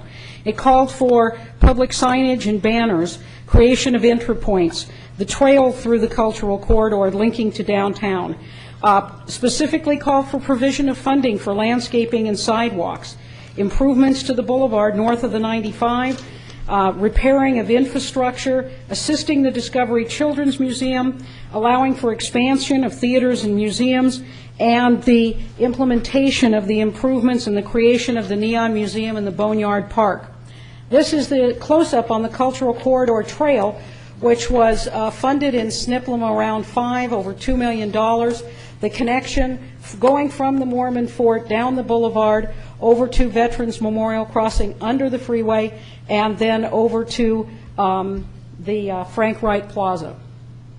The Neon Boneyard Park, also funded in round 5, is the plans are underway, and of course a premier portion of that project is the relocation of La Concha. The Boneyard Park, with the signs that are still in place, waiting for donors, the project of the scenic byways, the national designation of scenic byways, is one that we hope will provide a funding source to help refurbish and locate these signs all along Las Vegas Boulevard throughout the city and to replicate what we have with the Horse and Rider that exists at Fremont Street right now. Another key issue within the cultural corridor area is the expansion of I-95 at 515 and the need to relocate the existing city facilities at the fire station and the Dula Center. City staff is looking at a number of different areas. Shown here on this map is study area A, B, and C. Study area A near the existing new police station. Study area B south of the freeway where the city has acquired several properties. And study area C north of the freeway along either side of Las Vegas Boulevard near the future Neon Boneyard and, of course, abutting Cashman Field. In looking at the relocation of these facilities, staff has studied everything from the population density to the jobs that occur in the downtown area, looking at the different study areas in detail and trying to determine what would be an appropriate location for the relocation of these facilities. This is crucial to the study of the cultural corridor area and what the goals of the community are with regard to the public facilities and what private facilities will occur in that area. And it is of interest to us, can you go back to that one, to find out the input of the council with regard to their goals for the cultural corridor. If you could go back to the very second slide, please. Working with the new cultural division that's been created, we believe that with pursuing all of the different funding opportunities, that'd be great. Thank you very much. Nope, the other one. Thank you. All the funding opportunities that are available to create this urban pathways linking all of our cultural, entertainment, and artistic venues within the downtown to create a new paradigm for a downtown park one that's unique to Las Vegas but can be replicated elsewhere in the Southwest, one that we can be duly proud of and can be one of our signature projects as the world-class city and downtown that we are and hope to be. So these are the 3 discussion points. Ron? Thank you. Thank you, Margo. One more time. Thank you. Tom, as well. Well, here you have trails. You've got sidewalk improvements downtown and I-15. What is the pleasure of the council regarding either questions you'd like to ask or input you'd like to give? Your Honor. I think what separates us from other cities, probably more so than any other city that I could think of, is our weather. And whatever we're going to be doing with this downtown trail project, it has to be heat resistant, or else it's not going to work. It's going to be like Fremont Street between 4th and Las Vegas Boulevard, which is just a cement blob, and no one is going to be there unless you have a shade and make it very pleasant for people to walk along there. So that has to be of primary importance. And coupled with the presentation we had at the council meeting on the global warming, as many trees as we could put down there, I think we'll be better off in the downtown area. We could really make this into a green city. This isn't anything original. Mayor Daley has done it in Chicago. He has a lot of plants, flowers, trees, very, very green, and people walk the streets of Chicago in some pretty tough weather itself. Another area where we may be missing the boat, because sometimes we just think about our own projects, is the Springs Preserve. This could very well be the equivalent of a Central Park of New York proportions as far as Las Vegas is concerned. It's very much in the heart of the city, and we should think in terms of what the city wants to do in order to develop around that, because it's just a natural place for us to use as a focal point. It could be a good real estate investment. Thank you, Your Honor. Councilman Wolfson. Thank you. I'd like to ask a question about our trail systems, and in particular perhaps the Arroyo trails and the Las Vegas Wash, and perhaps some of the equestrian trails. And I'll bring up an incident that occurred, I don't know, about 6 or 8 months ago, and I don't know if we talked about this or not, Tom, but one of my constituents was out jogging, and she was with a couple of her friends, and one of her friends had some sort of medical emergency. I don't know if he fainted or lost consciousness or whatever, and they needed to communicate with some medical emergency people about having an ambulance sent out or what have you, and she was having a very difficult time being able to relate, I think she had her cell phone, where exactly she was, because there weren't any markings in the area she was at. And I know through Larry, who's sitting in the back, my liaison, that we brought this to somebody's attention. And I guess my question is, in some of these more remote areas, like the Arroyo trails and the Las Vegas Wash and some of the equestrian trails, are we putting up some markings within reasonable distances, either emergency markings or phones or anything like that, so that if a medical emergency occurs, people will be able to know where they're at and be able to relate, you know, I'm at mile marker 77 or what have you? We've had a lot of discussion about that with just about every trail project, and sometimes we've talked about medallions in the pavement itself or little markers along the side, and so that's part of the discussion. In a couple of instances, those have been one of the items we've had to cut for funding reasons, but you bring that point up, we'll definitely, I'll take that back to the folks who also work on these trails and put that right back to the top of our priority, because we've also had that discussion, you know, what if somebody gets injured out there? And you know, part of the discussion is, you know, people have to understand, assume a certain amount of, you know, responsibility for using the trail and like that. But that's an excellent point, and we'll make sure to put that right on back on top of the list. Councilman Ross. Margo, as you talked about enhancing our city sidewalks and trails throughout the downtown areas, I've learned it ties directly into what Mr. Adams was talking about in regarding bringing new businesses to the downtown area, whether they're businesses or residential projects. What a key element in doing that, and I see how we've done it in Ward 6 in regards to trails and in requiring the developer to do those enhancements and those modifications. if we are proactive as a city and do this, Mr. Adams, you'll have no problem enticing anyone to come down to the downtown area. So, good job. Thank you. Other thoughts, comments? Councilman Brown. Mario, has the Southern Nevada Regional Planning Coalition addressed long-term maintenance of the trail system?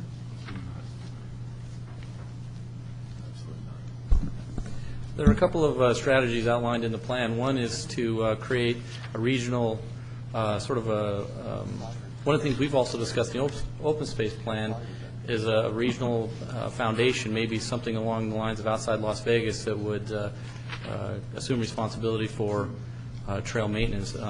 We also have, and Jacob Snow could talk more about this, I believe it's question 10, money for trail maintenance that I know Public Works and Field Operations is working with RTC to identify trails that would be eligible for maintenance dollars from that program. Thank you, Tom. Okay. With your, Any other? Councilman? I have another significant comment question area, but is it possible to get Jorge or whoever's going to talk about just the I-515 expansion? They could just do a brief overview, pretty much from the east leg of the freeway through the Spaghetti Bowl. Is that in this presentation anywhere? Our presentation does have a slide that shows that white that goes from the Spaghetti Bowl. We have a slide that shows from the wide improvements from the Spaghetti Bowl over to just before Eastern, and another one around the Pecos interchange. So we do have a slide that presents those improvements and the impacts.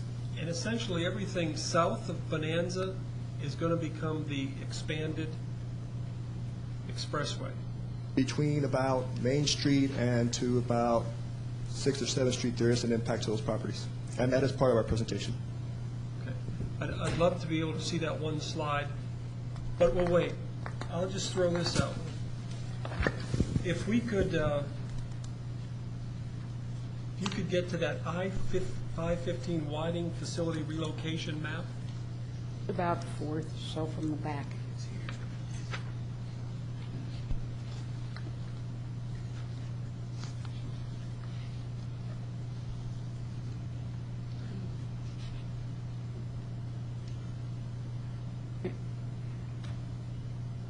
Like there, or more specific over the aerial? It's Keep going, please. It's the one before that. Oh, before that?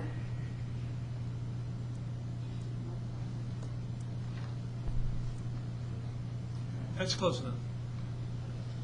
I would just throw out as a general comment, if we could identify, if Mr. Perigo could provide a map that would take the boundaries pretty much of Fremont down to Washington, Maryland, up to Maine, and on that map identify not only the public facilities that are going to be needed to relocate, but any lands that the city owns currently, and furthermore, any lands that public venues are currently on, be it museums or theaters or Cashman.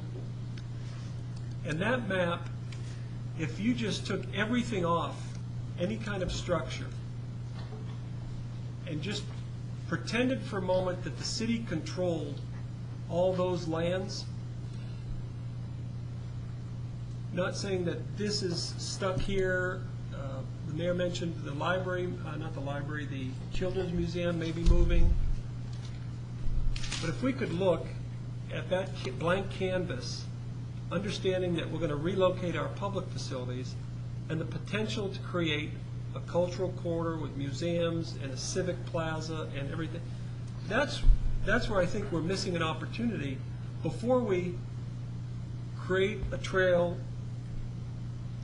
that trail that you showed, Margot, that's fully funded down into the cultural corridor, we don't know what the cultural corridor is going to be.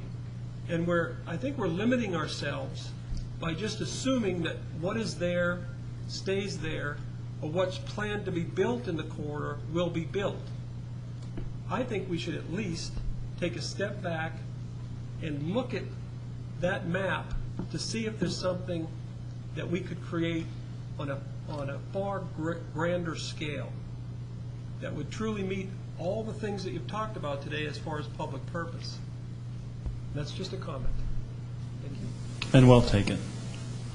Margot? Yeah, we have those maps. I mean, this one here is of all the existing public facilities, and as you see, we've done an inventory of all of the land uses that are there, and to create a blank one, if you will, is something certainly that could be done and we could bring forward, however. I think some people would be surprised at the acreage that is adjacent or assembled, or the potential to, with a couple key purchases. We talked about some parks that have 50 acres or 100 acres. I've got to believe that you're well over 100 acres of potential canvas to do something spectacular on. And that material can be put together promptly. Councilman Weekly. Oh, no, Councilman Ross, go ahead, and then Councilman Weekly. Has his map ready. Thank you, Councilman. Can you bring that slide back up that shows that area downtown? Do previous. Look back, keep going. And this has to do, Two more. a comment about Councilman Brown's comment. There. Very good, thank you. Keep going. That's not it. That's that? That's it. Okay. I want to point out the huge parking lots around Cashman Field in regards to wasted space and the potential to do other things in that area, as Councilman Brown was commenting on. Some things cannot move. The Mormon Fort can't move. The Reed Whipple Cultural Center is a valuable asset to that area. Those two historic neighborhoods that have been there forever. But I think I want to make comment in regards to Councilman Brown's comment. We need to think bigger. We need to think better. Are we using that to our full potential as a growing city? Are we being proactive in our thought processes for planning this area that can definitely need some help? Observation. Councilman Weekly. Yes, thank you. In listening to Councilman Brown's comments in reference to the facility relocation issue and the I-515 project, my only concern is, are we spending enough time talking with all the other entities that are involved in this also? Because, and I'm sure Jose will get to this, I've called you Jose, Jorge will get to this later on in his presentation, but my concern is, as a person who represents the area and have gone to several of these meetings, I've seen this plan change several times, and so I'm not even sure what we're looking at here, if that's factual. And I know Betsy has spent some time with dealing with us on that cultural corridor there. I mean, we just met with the U.S. vets on that block there. There are just a lot of concerns, and one of the things that the mayor has implemented or have just stated on the record, this has not been a council that have participated in any eminent domain. I mean, we've had the big issue with the ukulele bar. We have Casa Palms in that corridor there. I mean, there are a lot of possibilities, but there are a whole lot of other people that are involved in this. I think the possibilities are great, but what type of communications are we having with everyone who could help make these possibilities possible, if you will? And that's the thing that concerns me about this. We have neighborhood meetings with our seniors in that corridor there, and the plans change 1 month to the next on what are we going to do as far as facility relocation. We don't know what to tell our seniors over in the Doula Center. We don't know what to tell the staff over at Fire Station Number 1. We don't have a clue what's going on with our municipal pool that's in this area. We don't know what to tell the U.S. vets that we've been working very closely with in this area, who's trying to expand the residents in the, what do they call those bungalows, those houses? Biltmore bungalows. They're in limbo as well as far as what is the city's plans. And so I guess my big question is, are we having communications with all parties involved as we sit here and have strategic planning sessions here today, or throw out all these ideas? Are we talking with all these other entities that would maybe help us move this bus forward as far as bringing this vision to fruition? And that's just kind of my comment there. You're talking about the stakeholders. Are they all together talking? Margot? Again, the existing plan is from 2003, as I indicated, and there has not been a change to it since then. With regard to the I-515 widening, this is part of the discussion that we bring forward today, both from where the planning presentation ends and where the public works presentation begins. And the idea is to take that input, get everybody involved as part of this process. Coming out of this meeting, there's a directive. Correct. Okay. Dr. Selby. I just have a comment that staff's consensus is that relocating those facilities right on Las Vegas Boulevard where the ukulele and those apartments are would be a preferable relocation. It would clean up the blight. It would be an NDOT initiative to make the property acquisitions. And so that's where staff is coming from with regard to the 3 potential relocation options. But my only concern with that is that they're still talking about funding. And where is the funding coming from? I mean, they don't even have a clue as far as what we're looking at as far as funding and where this money is going to come from on relocating and how they're going to actually pay for it. And so, I mean, those are just things that we sit in these long meetings with them and we hear these discussions. And like I said, I mean, we've seen several different plans on how this will work. But the big question at the end of the day is how will it be paid for, and all the staff that's normally present there from NDOT, they don't have an answer for that question. Betsy. I think it'd be great going forward to be able to really dust off that 2003 plan and figure out what we want to do. I mean, I spent probably an hour with Marilyn Gillespie, and I don't know if she wants to speak at all at this point. Last week, they're in the process, as you indicated, Mayor, of evaluating an expansion plan, knowing that LEED might be moving. And is a desire of the City Council for that area of Las Vegas Boulevard to continue to be the cultural corridor, a museum district? If it is, how does it link? I think staff's tried very hard to take the 2003 plan and the downtown Centennial plan and create a nexus and infrastructure that would support connectivity. But if there's some change in direction about the future of that corridor, that's maybe something else, Councilman Brown. We don't know what's going to happen with Cashman. That's a big unknown out there for everybody. So I mean, if we could get some clarity about that, and if we're moving to a little bit of a different slant than that traditional approach to a cultural corridor, it'd be a great time to know it now so they can make an investment decision and we can make recommendations to you all about how to implement the plans and the vision you have for that area. And it doesn't have to be an either or. You know, you can have a mixture. You could have all these cultural facilities intermixed with residential and mixed use going up and down that wonderful Las Vegas Boulevard corridor there. And I don't think this council would mind at all to exercise eminent domain in its traditional sense, and that is if you have to have a piece of property for a public purpose, then we evaluate that. I think what the council has expressed is that we're not going to take from a private person to give to a private person, as apparently is permissible under redevelopment theorems, but that's just not our choice. But if there's a public use that could be made as a result of cleaning up a blight, I don't think we would be adverse to that. And I think we should, as Councilman Ross often says, I think we have to think out of the box. We have to really be much more ambitious in our thinking than perhaps has been the traditional case. We could take this whole corridor and plan it based on the tabula rasa that you're talking about, the clean slate, and then see where different pieces fit in and how we would pay for it. I think that would be exciting, and I think it would be productive for the city. Your Honor, is Jacob here? Yes, he is. Jacob is in the back. Jacob Snow, During General your Manager. presentation, are you going to show one of those transit-oriented development corridors? Did you bring any of those with you?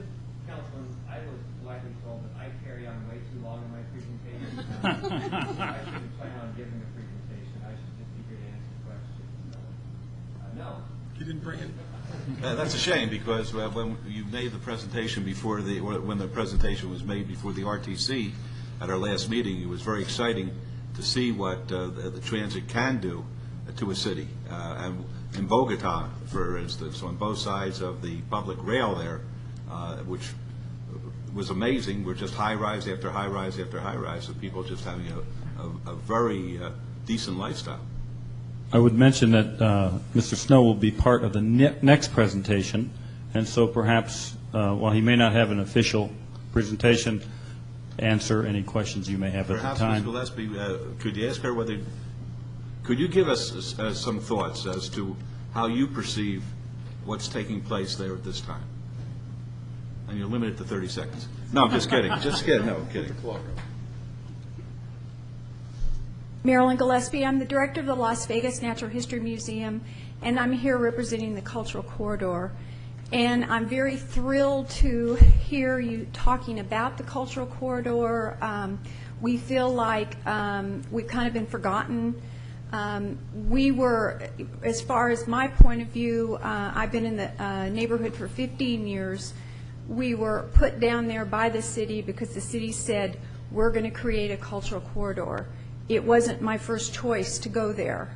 I've been patiently waiting for 15 years.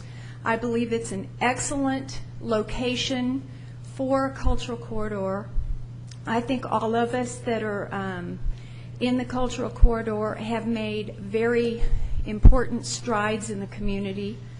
We are all a valuable resource, and you know, hopefully we've all had successes, but if we were in a neighborhood that looked better, our successes would be very greatly magnified and happen very quickly. My Natural History Museum has been contemplating a expansion. We're busting at the seams. The 35,000 square foot building is not big enough for us. We realize that at this point, the way the neighborhood looks, there is no way we could ever convince the public to invest in us until more redevelopment happens. I am very excited about some of the things I've heard. You know, I want to support and would like to be a part in any discussions going on with the Cultural Corridor. I know all of us that are involved, we would be very glad to have input. And thank you very much. Your Honor. This may be simplistic, but if we are going to be the world-class city that we desire to become, you know, we're the entertainment destination of the world right now, but as far as a world-class city for the 1,800,000 people who live in this valley here, I don't think we could be afraid of spending money because this is going to be lasting for 200 years. This is the time to do it. We have a robust economy, we're in good shape, and this is the time to think big. I really believe that. I think we'd be making a mistake if we try to limit ourselves at this time. Your Honor, last year we talked about legacy, didn't we? Yes. And we're all having legacy discussions here about all this, and so I was reminded of our last meeting, and that's what you're talking about, Your Honor. Well, basically, our responsibility, legacy is selfish when you think about it. That's what we think about to ourselves, what our legacy is going to be. But I think it's our responsibility. We have a wonderful opportunity now to create what we're trying to do in the 61 acres. We're making a city into a city, but now we could even expand it throughout the entire downtown, throughout the valley. And I think we have to think big and not worry about the money. We'll find the money. I hate to say it, but I think we'll find the money. If I may ask, then, if we can conclude this section for this presentation and take a break. But I need to ask, Your Honor, for a recess. You got a recess for 15 minutes. All right, thank you. We'll come back to our I-515 corridor project. It's the time to do it. Right, Steve? Absolutely. That's what we're elected to do.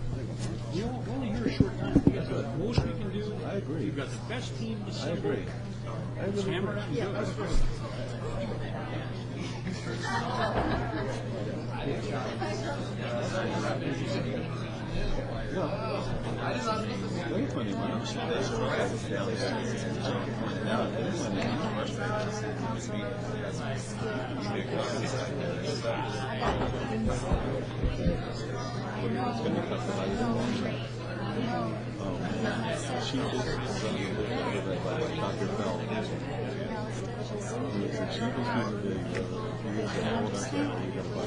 But they don't have a liquor. They don't have a gaming license. So it's just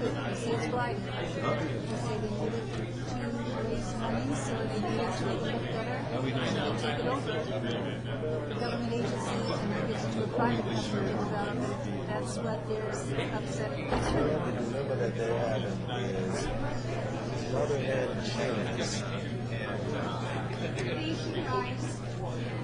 I'm glad you came. Thank you for coming. So do we. Yeah, so do we. I hope so, Dr. Stern. It's okay, it's up to you.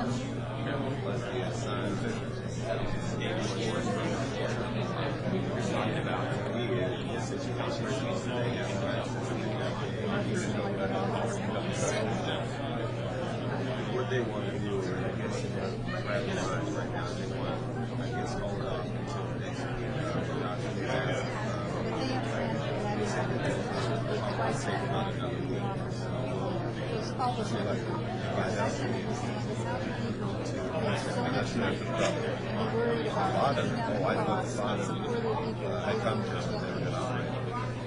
How much money do you have to move?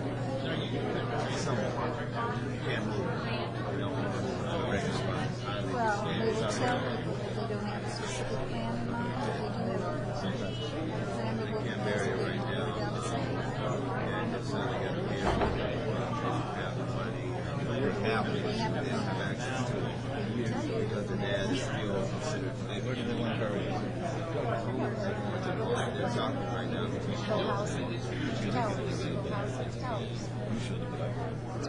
And I invited to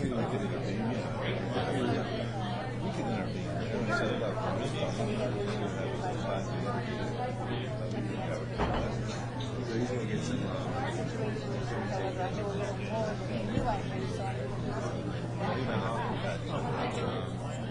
They're going to get some numbers. They have to break that. Keep it a loop. I may be able to help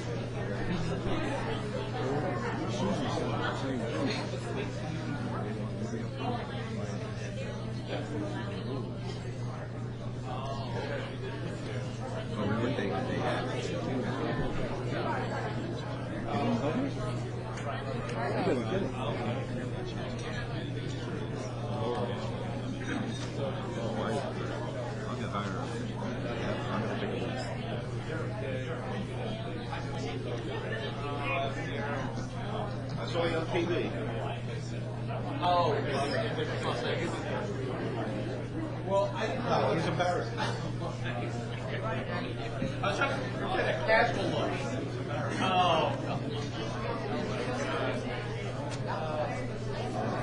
No, I'm going to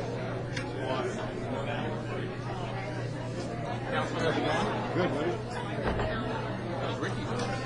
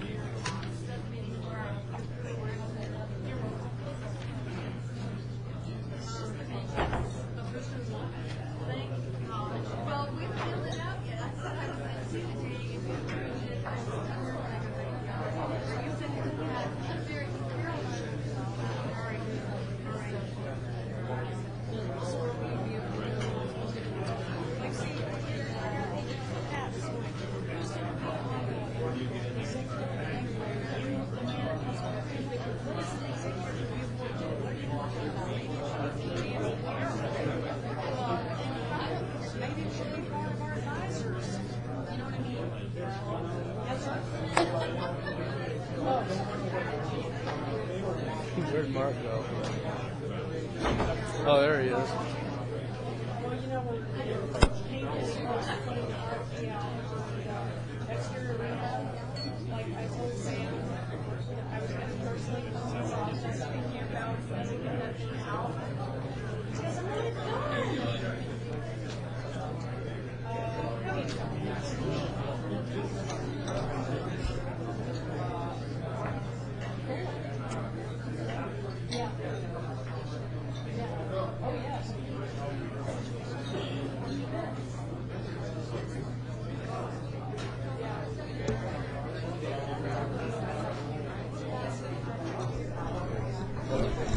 Any last minute wishes?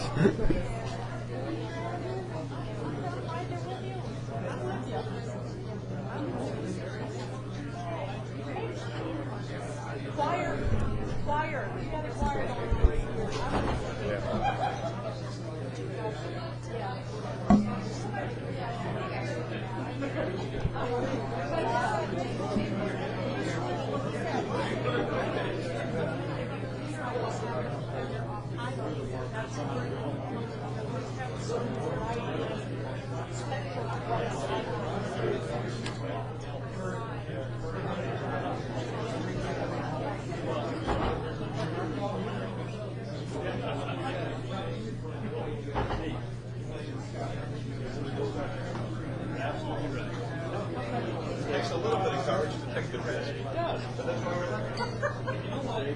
why we like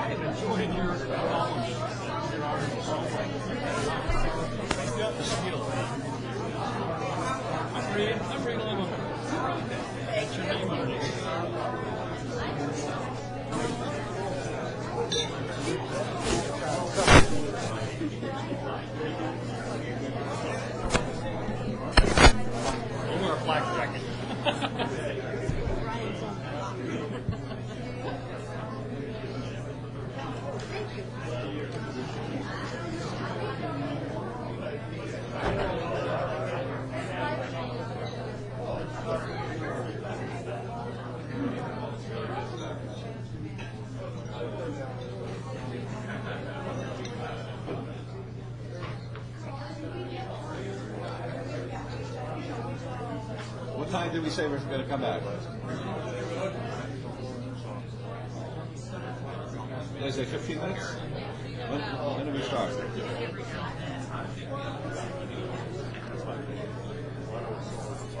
I thought you came in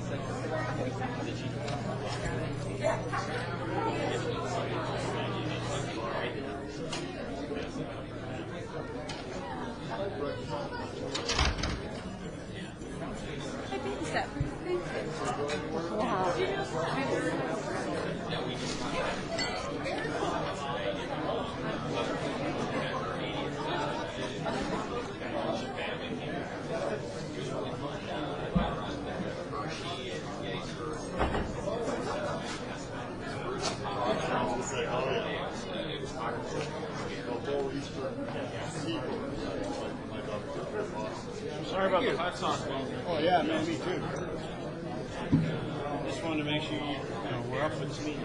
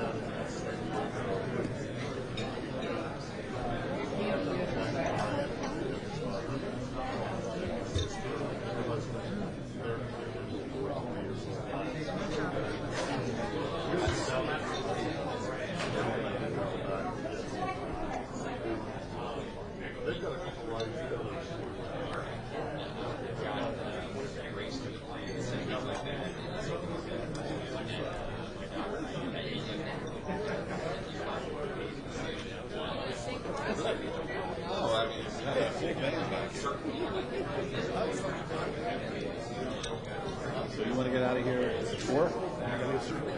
You have to leave at 4. You should be done.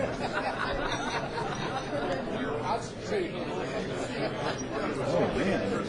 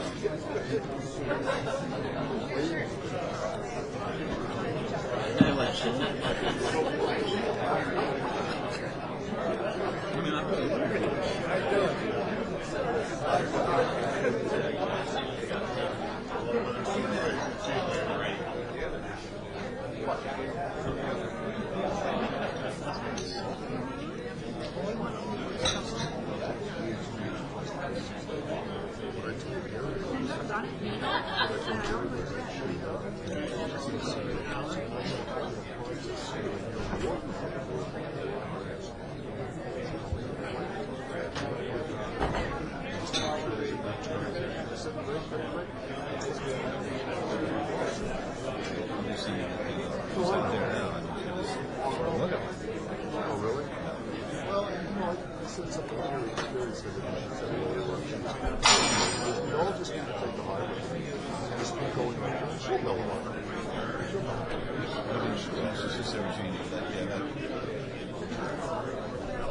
Maybe this is her way of mourning and grieving. I guess, yeah. She won't. Well, but this is maybe her way of dealing with it. She'll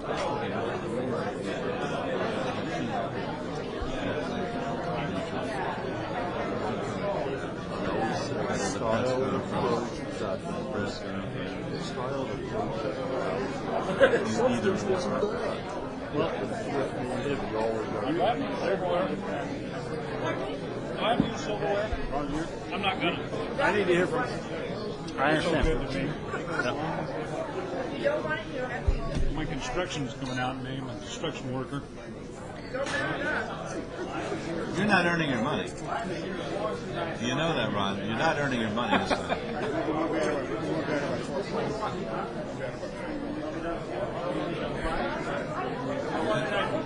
No, as long as it takes. Councilman's going at 4, but if it goes to 5, that's fine. But I think the exchange is happening as we're going on. It's fine. That's the reason you're not working. I know. This is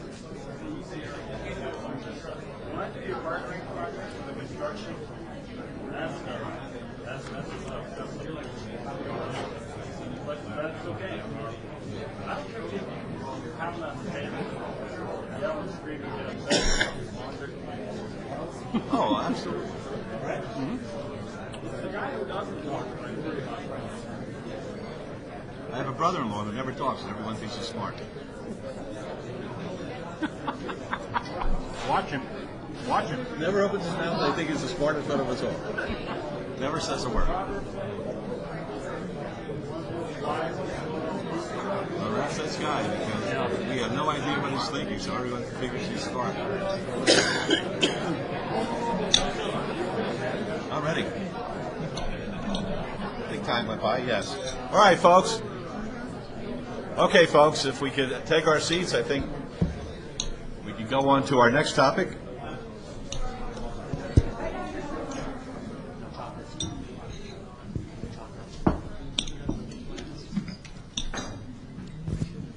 I think that was about 15 minutes.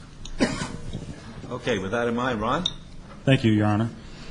Our next presenter will be Public Works and Jorge Cervantes, with some capable assistance from Jacob Snow from the RTC at the appropriate time. Jorge, take it away. Thank you. Good afternoon, Mayor and Councilman. Our presentation today is on transportation strategies to address growth and in particular traffic congestion in the valley. This presentation is going to be a little bit different in that we've got 4 topics that we'd like to cover. And what I'd like to do at the end of each topic is go ahead and get a feedback from y'all if I could, instead of going through the whole presentation and then get the feedback at the end. I'll be stopping after each of the topics and asking the question we're looking for direction or validation whether the direction we're following is the proper direction you'd like us to follow. And so the 4 topics we'd like to cover in question form is, growth in the valley has led to a lot of traffic congestion, a lot of greater time to get from place to place. And one way to address that growth and that traffic congestion is to widen or construct more freeways. And so certainly that has some improvements to our circulation, but it also has impacts to our community. Some of those impacts were mentioned earlier as we talked about the I-15 widening, and we'll go into a little bit more detail. But even as we widen these freeways, we find that at the end of the day, even with all these freeway improvements, we still don't have enough capacity to handle the demand that we're going to see in the future. And so we need to find alternate tools to handle that demand. One such tool is to look at super arterials. And so we'll be looking at what super arterials are, and should we be supporting as a city the concept of super arterials. In addition to providing roadway improvements that widen streets, we need to look at other strategies, and one of them is alternate modes of transportation, and specifically transit, and how can transit help us provide mobility and help us with our environment and some of our air quality issues. And then finally, we want to look at how the transportation improvements can help us enhance some of the quality of life in our neighborhoods. As you can see on this map here, this map that comes out of the regional transportation model. and it indicates all those corridors that are at or above capacity. The ones that you see here in yellow are those that are near capacity. The ones that you see in red are over capacity. If we look at our 2025 model, we see that there's a whole lot more roads that are in red, and this includes all the freeway improvements that are programmed, some of the arterial roads improvements that are programmed, and we still see that we're going to have a lot of traffic out there and a lot of corridors are going to be operating above capacity. And so to address this problem, there's several proposed freeway widenings that are under consideration and that are being studied. This includes Project Neon, which is the widening of I-15 to help us with some of the congestion around the Spaghetti Bowl area, the widening of I-515, which was mentioned earlier, and we want to look at if we need to reinvestigate or reevaluate the east leg of the Beltway. This is something that was studied several years ago. For certain reasons, it was thought that it wasn't a feasible study, but we'd like to address it a little bit more and look at why maybe it's time to look at that extension again. Project Neon has several components to it. It includes the widening of I-15 from the Spaghetti Bowl down to Sahara. It includes the reconstruction of the Charleston interchange. It includes the Martin Luther King Industrial Connector. And it includes some new access ramps that will provide access off of I-15 into the Union Park area, the redevelopment area. While certainly this project is going to help us relieve a lot of congestion, especially around the Spaghetti Bowl area, it comes with community impacts. One of those impacts is that because of the widening to the west, we're going to displace about 365 residents. Most of these residents are lower income residents that have a difficult time finding low income housing with the shortage that we have today of low income housing. And so that's one of the impacts that these type of projects has on the community. This is the one, Councilman Brown, that I believe you're alluding to as far as the I-15 project. This is the 515 project where we're widening. Now this project has some benefits. We're going to see a new interchange constructed at F Street or City Parkway, which will allow direct access into the Union Park area off of I-515. It also includes the reconstruction of the interchange on Las Vegas Boulevard. That will provide great congestion relief there, where we see in the afternoon people trying to get on the freeway and getting backed up. But some of the implications to the community is, as we widen to the north, it takes out the Doula Center, it takes out the gymnasium, the pool, takes out the fire station. And so some of the implications that are correlated to some of these transportation improvements.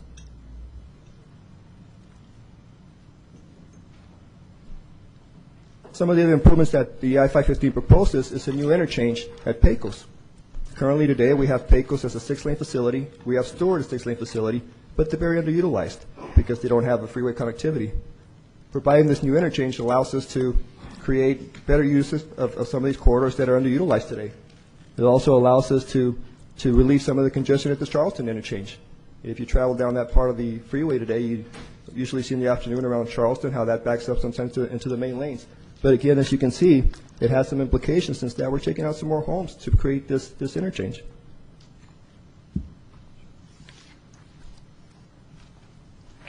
And then in 1995, Congress designated the Canamex corridor as a priority corridor. This corridor is one that's intended to help with some of the North American Free Trade Agreement to provide better free trade between Mexico, the U.S., and Canada.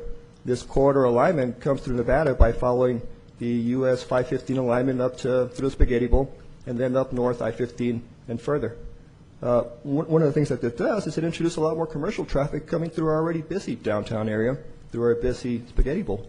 And so this is one of the reasons we'd like to reevaluate the need for the east leg of the Beltway. If we can provide a way around the east part of the valley so that this truck traffic doesn't have to go through the downtown congested area, then certainly we think we need to explore that a little bit further. And so given that, we're in the process right now of reviewing the environmental impact studies for some of these projects. And what we're asking is direction is, should we support the widening of the freeways, and should we be looking at trying to reevaluate the east leg of the Beltway? That becomes our question for discussion here. Councilman Reese. Yes. On the east leg of the Beltway, I definitely think they need to resurrect that and look at extending the east leg down here. But has there ever been any talk about going on the east side of Sunrise Mountain? Councilman, the original study looked at, I'm going to say about 12 or 13 alignments. One of them was around that area. I think where they ran into some challenges was into getting some of the federally preserved land and getting around the military base. But I think we need to re-explore those possibilities to do that. Certainly, the more we can take that traffic away from the congested, populated area, the better we are. Because a lot of that traffic is just through traffic. It's not traffic that's coming to the community, but just passing through the community. And so we need to find an alignment that takes them away from the densely populated area and the congested area. So we think that we need to, with our partners in the county, with our partners at RTC and NDOT, to reopen that and look at it again and see if there is a viable solution. The problem with waiting longer is that the longer we wait, the greater development there is on some of these originally proposed alignments. Certainly when it was looked at several years ago, there was an impact of, I believe it was 2,500 homes that were being impacted by what was called a preferred alignment. Well, I'm sure there's more homes than that on the way today because we've seen development out there. And so we can't wait too long to try to figure out if we can make this work, because the longer we wait, the more development there is that could be in the way and impacted by trying to realign it. That's why I was thought if we consider on the other side of Sunrise Mountain on the east side that it might be something that would be viable, maybe not today or tomorrow, but maybe in the next 5 or 6 years. And that's something we'd like to open up and explore again, because we think there is a need for it, particularly with the Canada Mix designation, the potential for more freight coming through the valley. We think that's an important project we need to pursue. Councilman Weekly. Jorge, I think in part A of the question there on the board or on the screen, should we continue to support freeway widening projects? Just hearing some of the comments back from many of our constituents, people are welcoming the possible relief that these widening projects will bring as it relates to the amount of congestion that we're experiencing. But the only concern that we're having is with the taking of many of the homes and NDOT indicating that they'll pay these folks fair market value for their properties. Will people who have owned their homes for so many years have an opportunity to have enough money to buy another home? That's just one of the biggest concerns that NDOT is getting from a lot of our constituents who are going to be impacted by the widening, that they think they're priced out and they won't be able to afford another home, that they'll have to go out and look for an apartment or to possibly rent something. And so what's some of the feedback that you're hearing on your end as you're continuing to meet with other entities as well? As we understand it, Councilman, is NDOT is governed by federal regulations when they do these type of projects. Certainly they're using federal fundings, and so they have to follow the federal procedure of doing these type of projects. And so what they're required is to get a replacement home for these people, which means they need to find something in kind of the same level. Not so much say your home is worth $200,000, here it is, and goodbye. They need to find that home of similar size, quality, and move them into that home, not just buy them out. Certainly the property has the option of saying, you know what, I just want the money and go. But in their obligation is to provide them an in-kind replacement. I'd like, Mr. Mayor. Yes, sir. I'd like to add that the people who live in Ward 1 that are along that way also have deep concerns, and that we have in the past had widening on the other part of the freeway, as you know. And in that case, we had several individuals who were told they would get fair market value who did get into big problems, and they didn't get it, and years later they're still not getting it, and there's still some consternation between the two groups, between NDOT and the individuals. I think it's a big concern when if you're asking us, do we support freeway widening projects? Not what NDOT's doing, but do we support? I think we have to look very carefully at the fact that we have individuals who will not be able to find anywhere near what they may get for their house. No matter what NDOT has said, in the past this has held true. For example, just recently in Bingo Palace area, somebody's offered $350,000, which is a high rate you would think for a home in that area, and look for 6 months. 6 months for a home that would match what he had, a quarter of an acre and so forth and so on.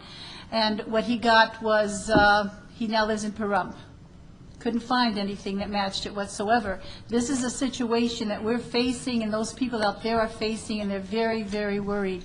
And when you ask NDOT, we're not getting the answers. When is this going to happen? They've talked to some people and they're going to be buying it. Then they turn around and 6 months later, they may not be buying it. Do we have any specific plan that for sure we know when they might be doing this, where they might be doing this? Councilwoman, the project is still going through the environmental impact study process, and so there is no plan as to when it will start. Certainly they got some target dates they're shooting for. As was mentioned earlier by Councilman Weekly, one of the challenges NDOT is facing is having sufficient funds to move forward with all these projects. They've got 4 or 5 what they call mega projects on the books today. that require over $1 billion per improvement. And so currently, they're about $4 billion in the hole for the next 10 years to provide all the improvements they have programmed. Now, the governor has tasked a Blue Ribbon Task Force Committee to try to identify how they can come up with supplemental funding to fund these programs. And I believe they're due out in either October or November to come up with their recommendations to how to fund this. And so do we know when they'll have it? We don't, Councilwoman. We are certainly working with them to try to get better dates so we can pass that information on to y'all.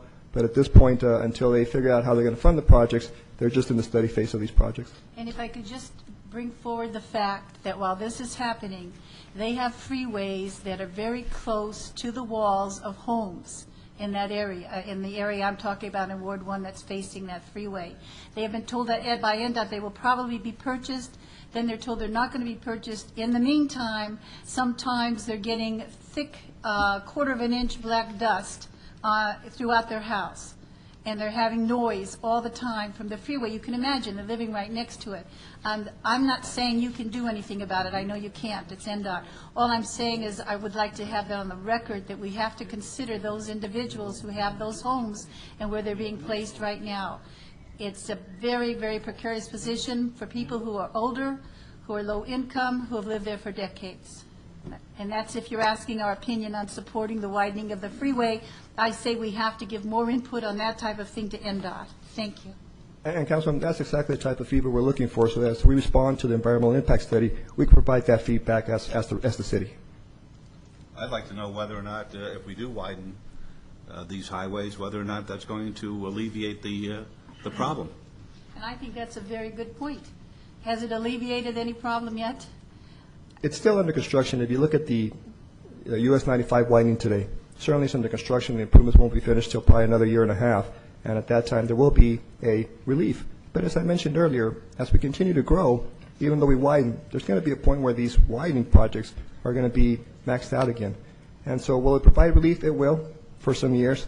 But I think eventually with time, we're going to have congestion again. And so we need to pursue additional reliefs and not just count on the freeway widenings alone. Well, once again, the comments that the entire council made before, we have to think in terms of years from now as far as solutions, not immediate fixes, which are Band-Aids, particularly when you're disrupting people's lives and making them move. And I don't think we have enough information at this point in time, at least not of a definitive nature, that we're actually going to be accomplishing anything except, a Band-Aid.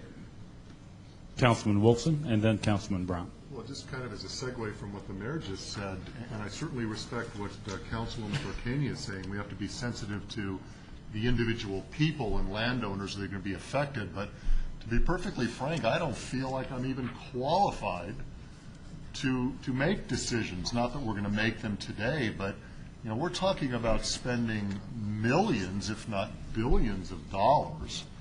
And I don't know that any of us are qualified to make decisions on whether we should widen a certain freeway or pursue the construction of another leg without a lot more information.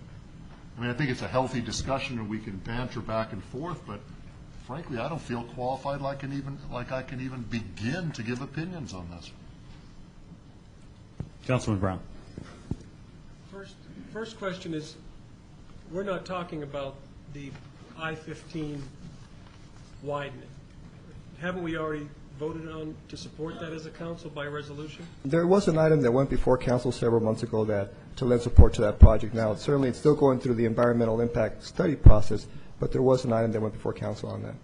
And also, I'd just like to point out that when this council, in most cases, unanimously, be it Summerlin West or Centennial Hills or east side of the valley, when we press green buttons to approve projects, especially residential, we can't, at the end of the day, say, well, wait a second, we better slow down on it. We're part of that growth.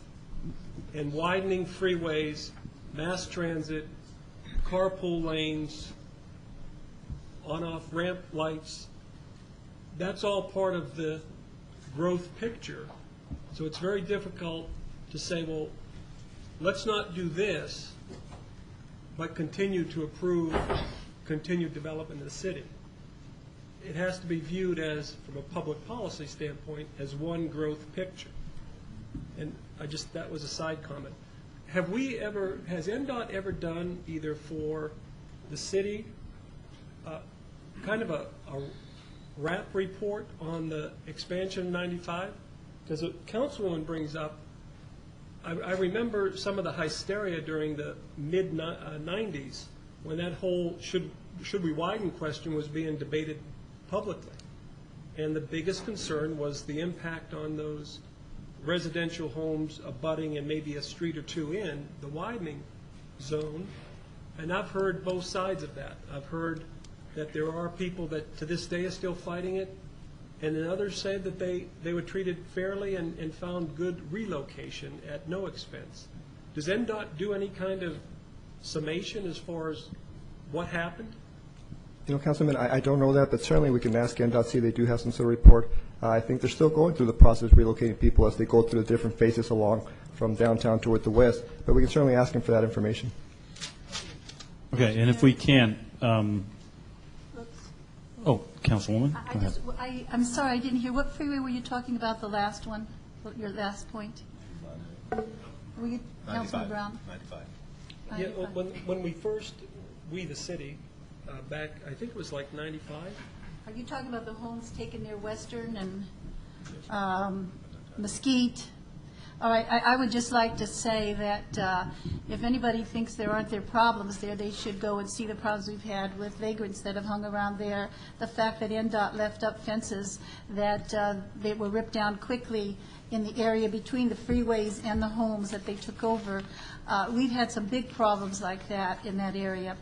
And secondly, I would just like to say, as far as the other freeway, the Neon project that we did a vote for, that at that time we were given certain ideas of where we were going to go. I went and I met with them with one of my assistants, and it's changing all the time. That's the concern. It's changing, and some homes that were going aren't going, and some that, you know, this is the problem.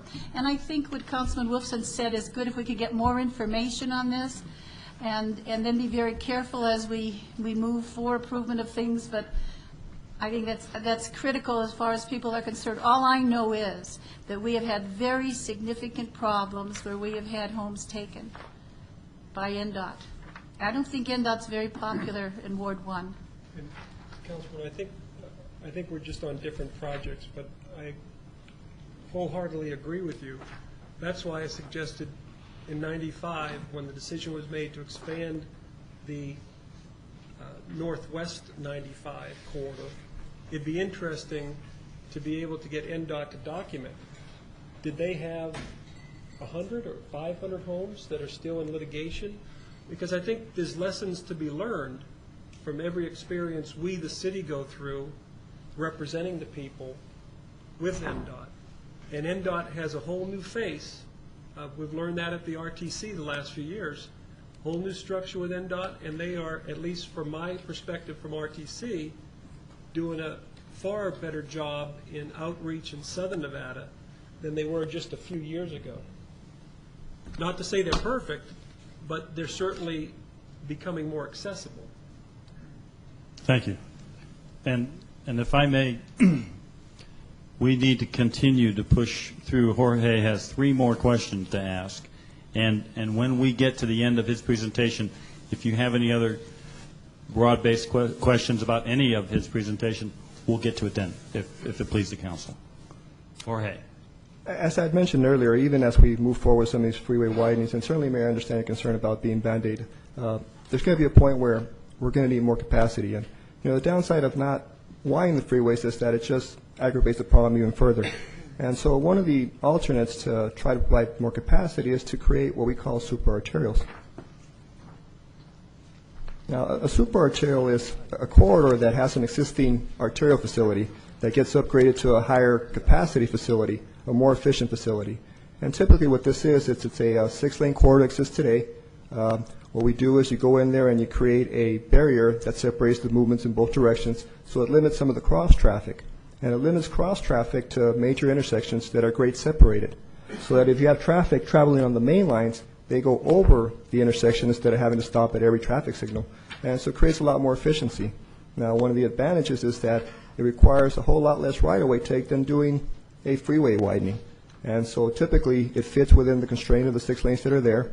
The only thing that has to occur is that the intersections where we do have the grade separations, then we need to flare open to create the lanes underneath for the turn lanes. This picture here kind of shows what a superarterial would look like. And this one in particular is out of the Rancho Drive superarterial study and shows the intersection of Rancho Drive and Cheyenne. As you can see, Rancho Drive would travel over with 4 lanes, and the side lanes would go into the intersection of Cheyenne to be able to make right and left turns. And so at the intersection, there would be some widening, flaring open to provide the additional turn lanes, but we get the through traffic to go through there. And so what this type of an improvement does is it allows us to not so much double the capacity of that corridor, but certainly increase it by about 50 to 60%. Because now you have free flow traffic going from point A all the way to the end as they don't have any cross traffic. Some of the downsides of this type of improvement is that it impacts the adjacent properties, particularly commercial properties that for years have enjoyed having left turns come in and out of there. Now they're restricted to right ins and right outs. This picture illustrates a cross-section of a superarterial as it's approaching the grade separation. As you can see, the 4 lanes would go up and over the intersection, and in the bottom, it would flare open to 2 lanes in each direction to get to the intersection for the turning movement.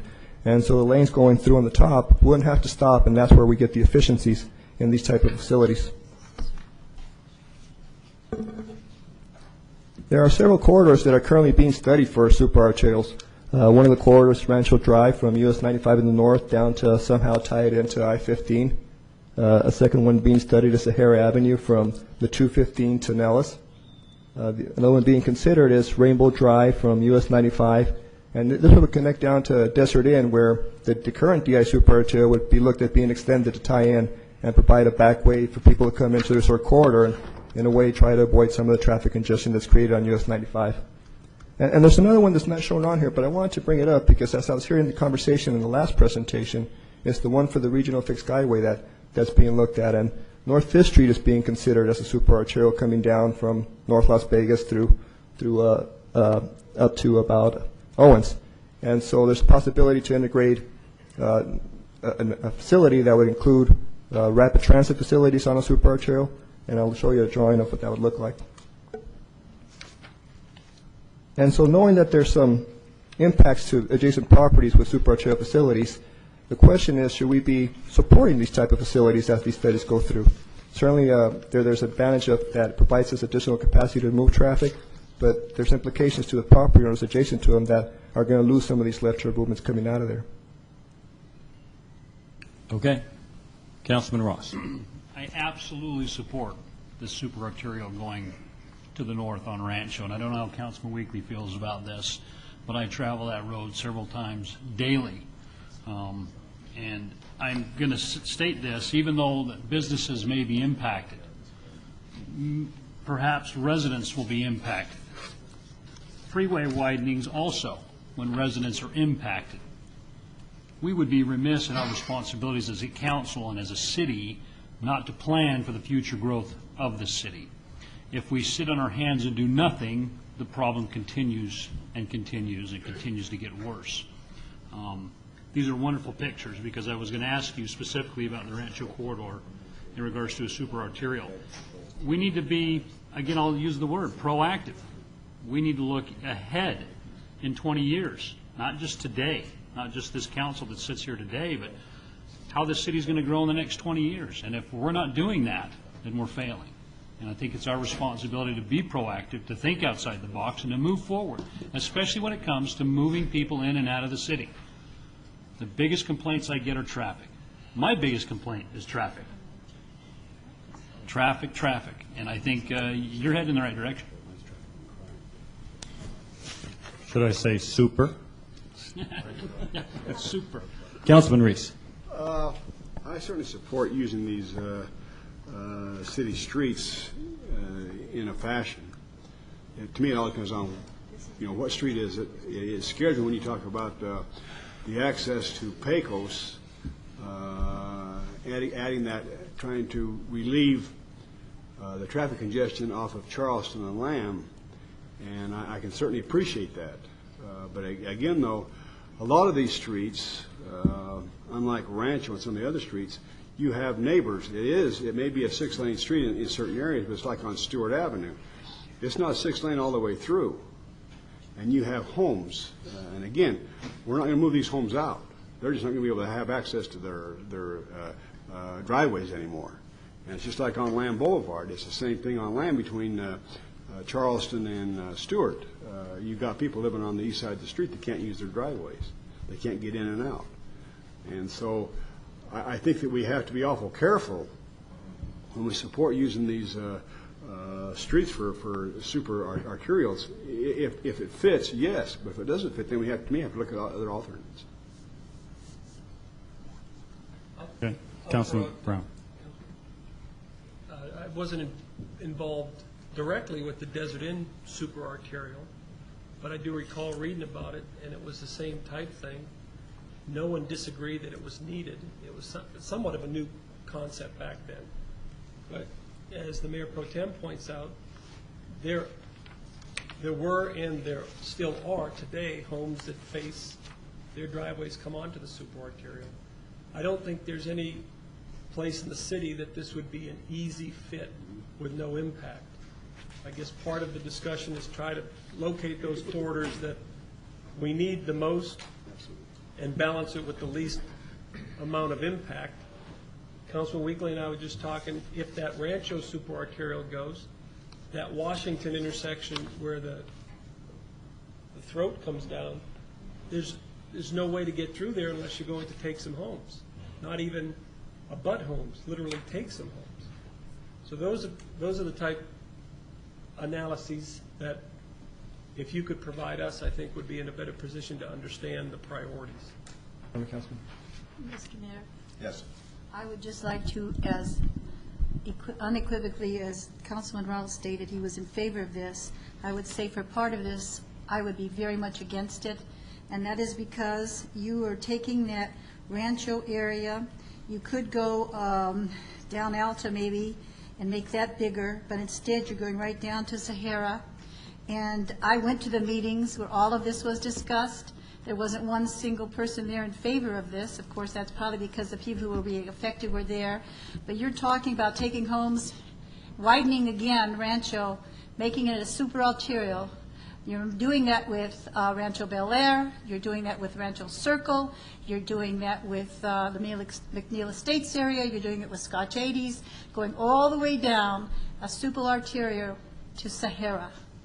And that is a big, big amount of homes that you're covering there. And it's not fair. Those people feel, when do we get it off our backs, that people can save 5 or 10 more minutes coming from the outer areas? And that's what they're saying. Now, I understand if you live in the outer areas, you have to get into places. But there's other ways you might be able to go than this. Those ways were presented to NDOT at the meetings that they held. And that might be why they stop at Charleston here. But if they've got it all the way down to Charleston, it's going to go all the way down to Sahara. There's no other way to go. At the meetings, we discussed perhaps coming down to Alta and then going towards the city on Martin Luther King, and that could maybe take the traffic in.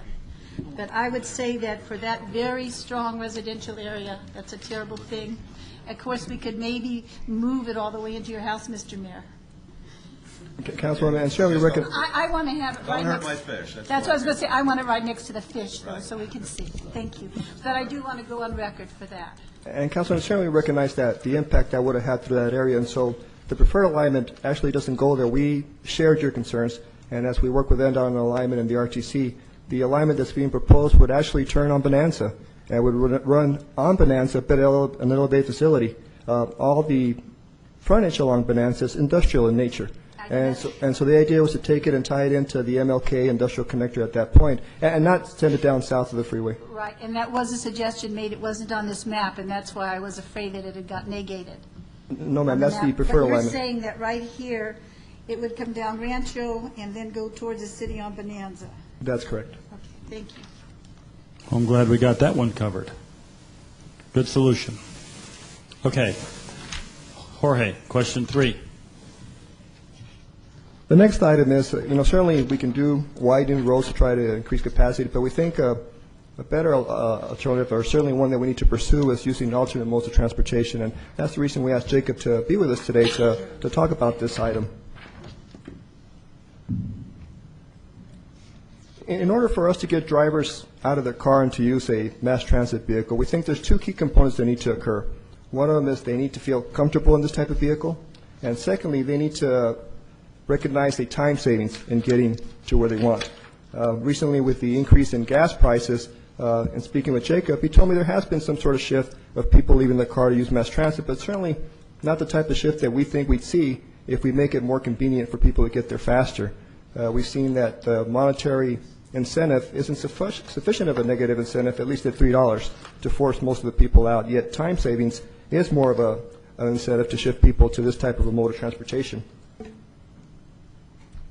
If you look at the MAX system that the Regional Transportation Commission introduced to the Las Vegas North Boulevard section, they've indicated to us that they've seen a 40% increase in ridership. And we attribute a lot of that increase in ridership due to the fact that they're coming down exclusive lanes. And so they don't get caught in the traffic congestion that some of the other vehicles get caught in. They're able to come down to their workplace much quicker because they don't have to go through all the traffic that's backed up at traffic signals. They get an exclusive lane to take them right up to the signal. They use either signal preemption or they use a queue-jump method to get around that. And so we can reduce the time savings and induce more people to try to use this type of facility versus using their own vehicles. Again, there are several corridors that are being considered for this type of a use. Some of the corridors include the Rancho Drive, and I mentioned when we looked at a super arterial facility, the intent was that if we had capacity to that corridor, then we may be able to free up capacity to have an exclusive lane for a BRT system to come down there. And so that's being considered all the way from the North US 95, again following the same alignment that we're proposing. Certainly the BRT system has the opportunity to continue on the elevated structure of the super arterial or continue down Rancho and be able to serve as the downtown transportation center. A second one that we're looking at is the downtown connector. And this is a system that would pick up people where the monorail currently terminates today on Sahara and bring people into the downtown area. In this project, we're providing exclusive travel lane along 3rd Street, and as we get to Charleston, we realign that street to follow down the Casino Center alignment, and so they get to travel in their own travel lane and see a much reduced time savings. And then we're looking at another facility that goes from on the Boulder Highway, Fremont Street, that goes from the downtown transportation center all the way out to Henderson. And the fourth one that's being studied is the Sahara BRT facility, which would go from the Beltway all the way to Nellis. And again, these are being looked at as we look at super arterials. Do we incorporate these as part of the improvements of super arterials? One of the requirements for these facilities to be efficient is that they need to have their own dedicated lane. And so one of the challenges is that if we have a street like Sahara that's a very busy corridor today, can we afford to give up a travel lane to make it a BRT lane? One of the advantages of a facility like Sahara is that we've got a breakdown lane for the entire cross-section, at least from I-15 now to the 215. And so it provides us opportunities to maybe give up a travel lane. Other corridors, we need to look at the volumes on there, and certainly there may be opportunities to give up, and it may be a worthwhile trade-off to give up a travel lane if we can get more people enticed to use this type of a vehicle instead of driving their own vehicle. One of the big advantages of this type of facility, and I think it was mentioned, I wasn't sure if it was in Scott's or Margot's presentation, but these type of systems also encourage redevelopment. You know, one of the things that we're looking at is not only encouraging redevelopment, but enhancing our corridors. If we look at the downtown connector, part of this facility is going to include upgrades to the corridor to make it look more like 4th Street. We're going to widen the sidewalks. We're going to put palm trees down the side of the street to make it a more amicable place for people to be walking and to want to use these type of facilities. The facility that we're looking on Boulder Highway, working with the RTC, in exchange for us giving up a travel lane, they're going to provide a landscape median coming into the downtown area. So we've got a more attractive entryway into the downtown area by providing a landscape median along that corridor. And so we look at traffic volumes that are currently on these corridors, traffic volumes that are projected for the future, and make a determination, can we afford to give up those lanes? And in certain situations, they are viable projects. In other ones, we need to do other improvements to make up for the capacity that we lose because of that traveling. And so our question is, should we be providing these dedicated lanes as part of the bus rapid transit system? Your Honor? I'd like to do a straw study. Let's assume hypothetically that they have a downtown connector with beautiful MAX buses. How many in this room would take the bus?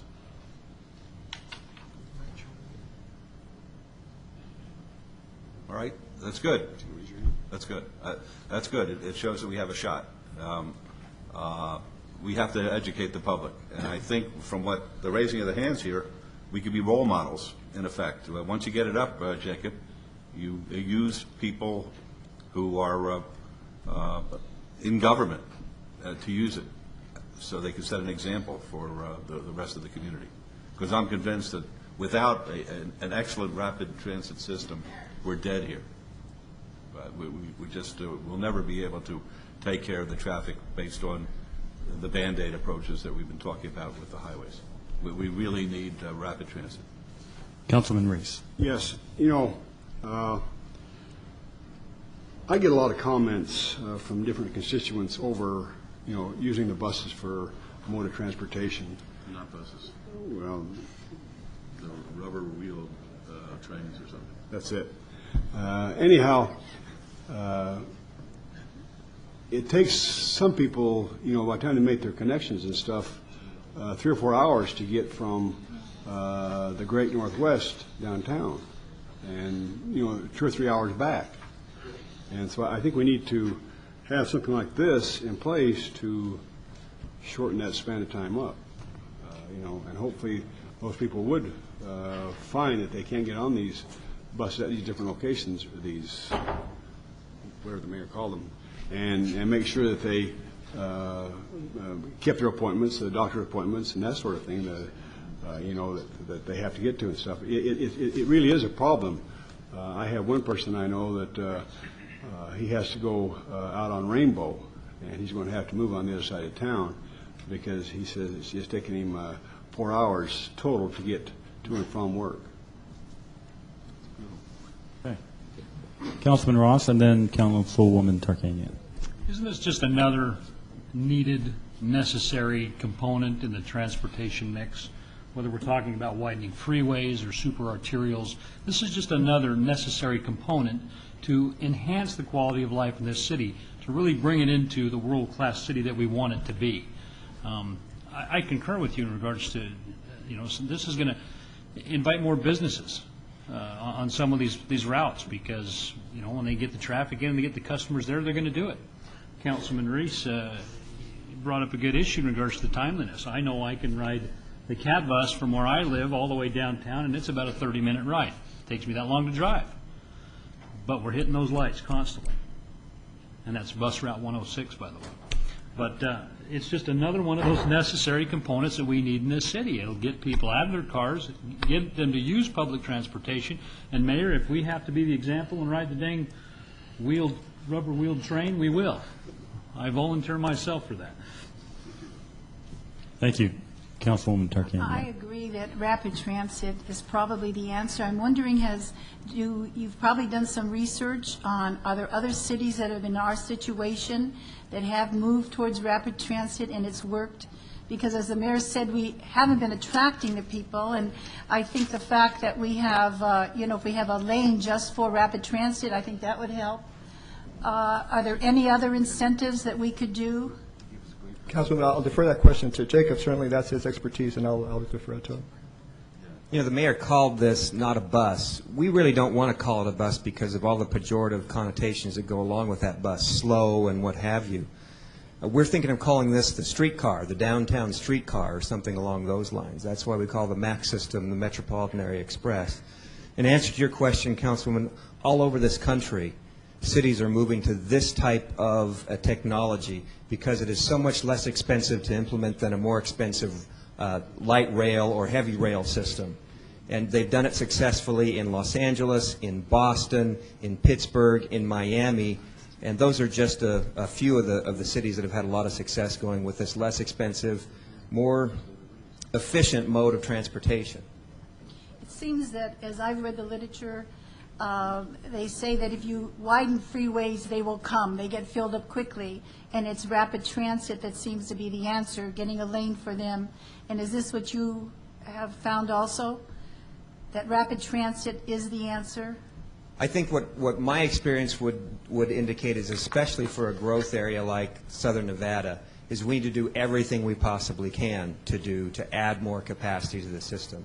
I think when we do widen the freeways, that just indicates, and they fill up, that just indicates that there is a very strong demand for facilities of those nature. However, I will say that especially for the mature areas of the city of Las Vegas, in my opinion, I think that the way to go to add significant capacity would be with a rapid transit system similar to this. Now, we demonstrated this a few years ago in North Las Vegas, and we kind of did it just on a lark. And lo and behold, a couple of years later, we found out that the MAX system is the most efficient bus route that we have because it carries the most passengers per service hour. And the fact that it's that efficient is all due to the dedicated lane that we have for the rapid transit vehicle. It's basically a train emulation system. And you're seeing this in Phoenix where the outlying areas still want to invest in freeways, but the areas that are further in, Phoenix and so forth, they want to invest in rapid transit. And so I think that's kind of the pattern that we're seeing here in Las Vegas. Thank you. And I think it would be very worthwhile for you to come before the City Council and make a presentation to us as to places like Bogota that you showed us with the RTC. I think it will be very impressive to the council, and it will give them a real feel as to what rapid transit can do for a community. And it's not that long of a presentation, and it's good. And you'll show us what they did in San Diego. That's important as well, what they're doing in Southern California. It's working, and we have to do it here. Because the comments I hear mostly about complaints about rapid transit are the time. That's it. I can't get there in time, but from what Councilman Ross is saying, you can do it from the Northwest, so maybe you can do it other places too. But the other thing, of course, are some of the things that are happening on the bus, maybe making sure some of the rules that are there in place are posted and kept. That was another thing you have to watch, as far as people not wanting to ride the bus. Sorry, rapid transit. Thank you. The city bus.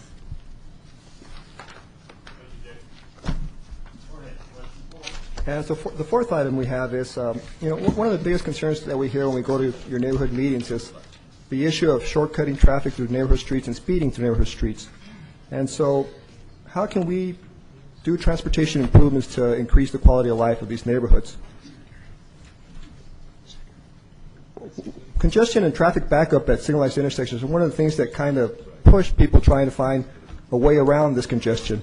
When we have a vehicle approaching a traffic signal where the traffic may be backed up for a quarter of a mile, is where we see an incentive for people to start using some of the residential streets to shortcut to try to get around this congested area. And in doing so, they try to speed up to make up for lost time by having to kind of reroute their path.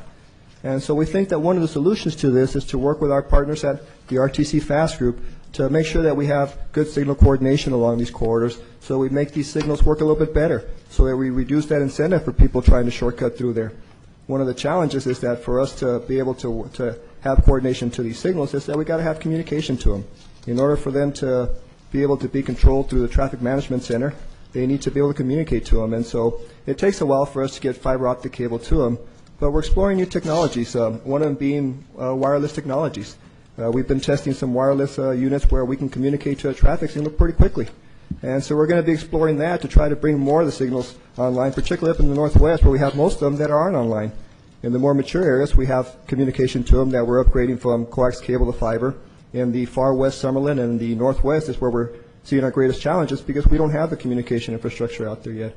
And so we're hoping that some of this wireless technology is going to allow us a shorter-term solution to get these signals online a lot faster while we do eventually program and get fiber optic communication out to those areas.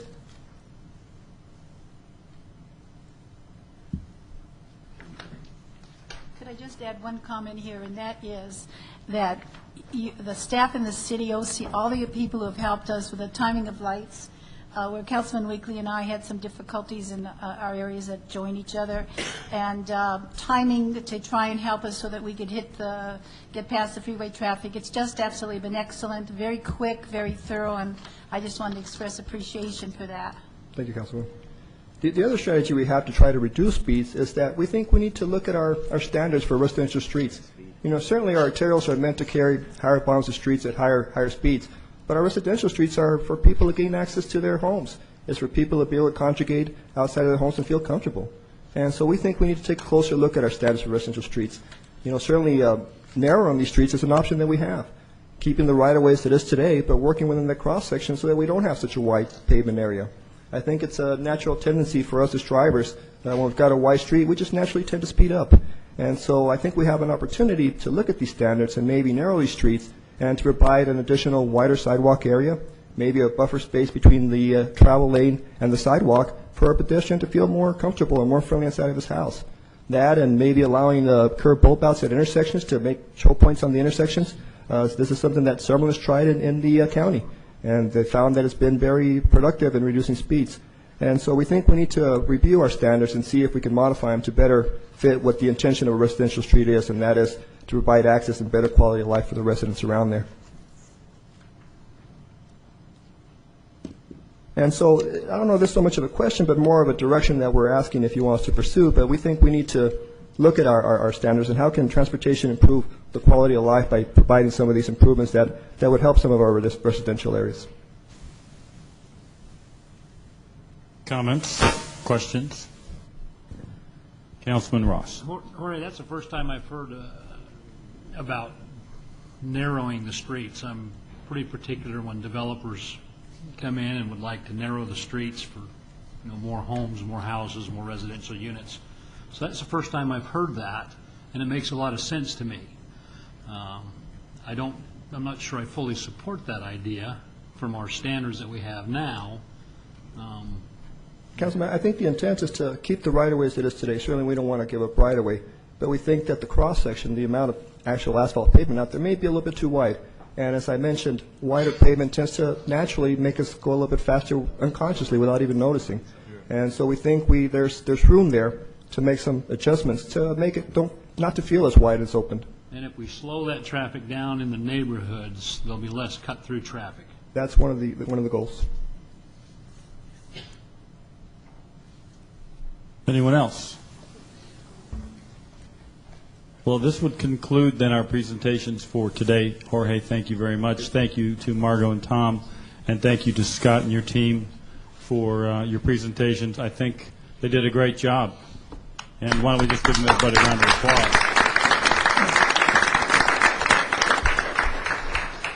I would like to recognize a couple people who are here with me today, my associate and colleague, Mr. Kurt Shepman, my executive secretary, Carol Lee Keckman. Raise your hand, come on.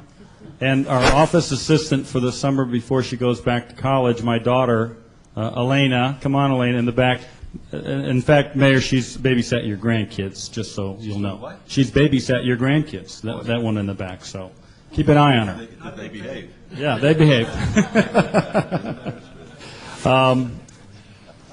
Dr. Selby, Steve, any parting comments, thoughts, questions? I guess one of the things I would have as a facilitator, what's our action plan going forward? You've got a lot of input, and obviously to act on that input. Any thoughts you would have, Dr. Selby? I've taken pages of notes, Steve has, and others as well, and we'll be just following up. I know one thing, we'll get Jacob in front of the council for a transit presentation. I get the sense that the council wants to be very ambitious. By that I mean we want to reach out and try to accomplish maybe more than we're even able to, but at least try to reach out and accomplish that. You're visioning. You have to have the vision. Well, I think everybody, we all do. Yes. There's a tempering. We have to take care of our constituents and make sure that their quality of life is not destroyed as a result of our trying to make it into a better city. But there's a balancing there. But I think that we really want to go forward and see how we can improve ourselves and not just sit back and let time take its toll. Yes. Hey, Councilman Brown. So what are our expectations? What are we going to expect from the summary?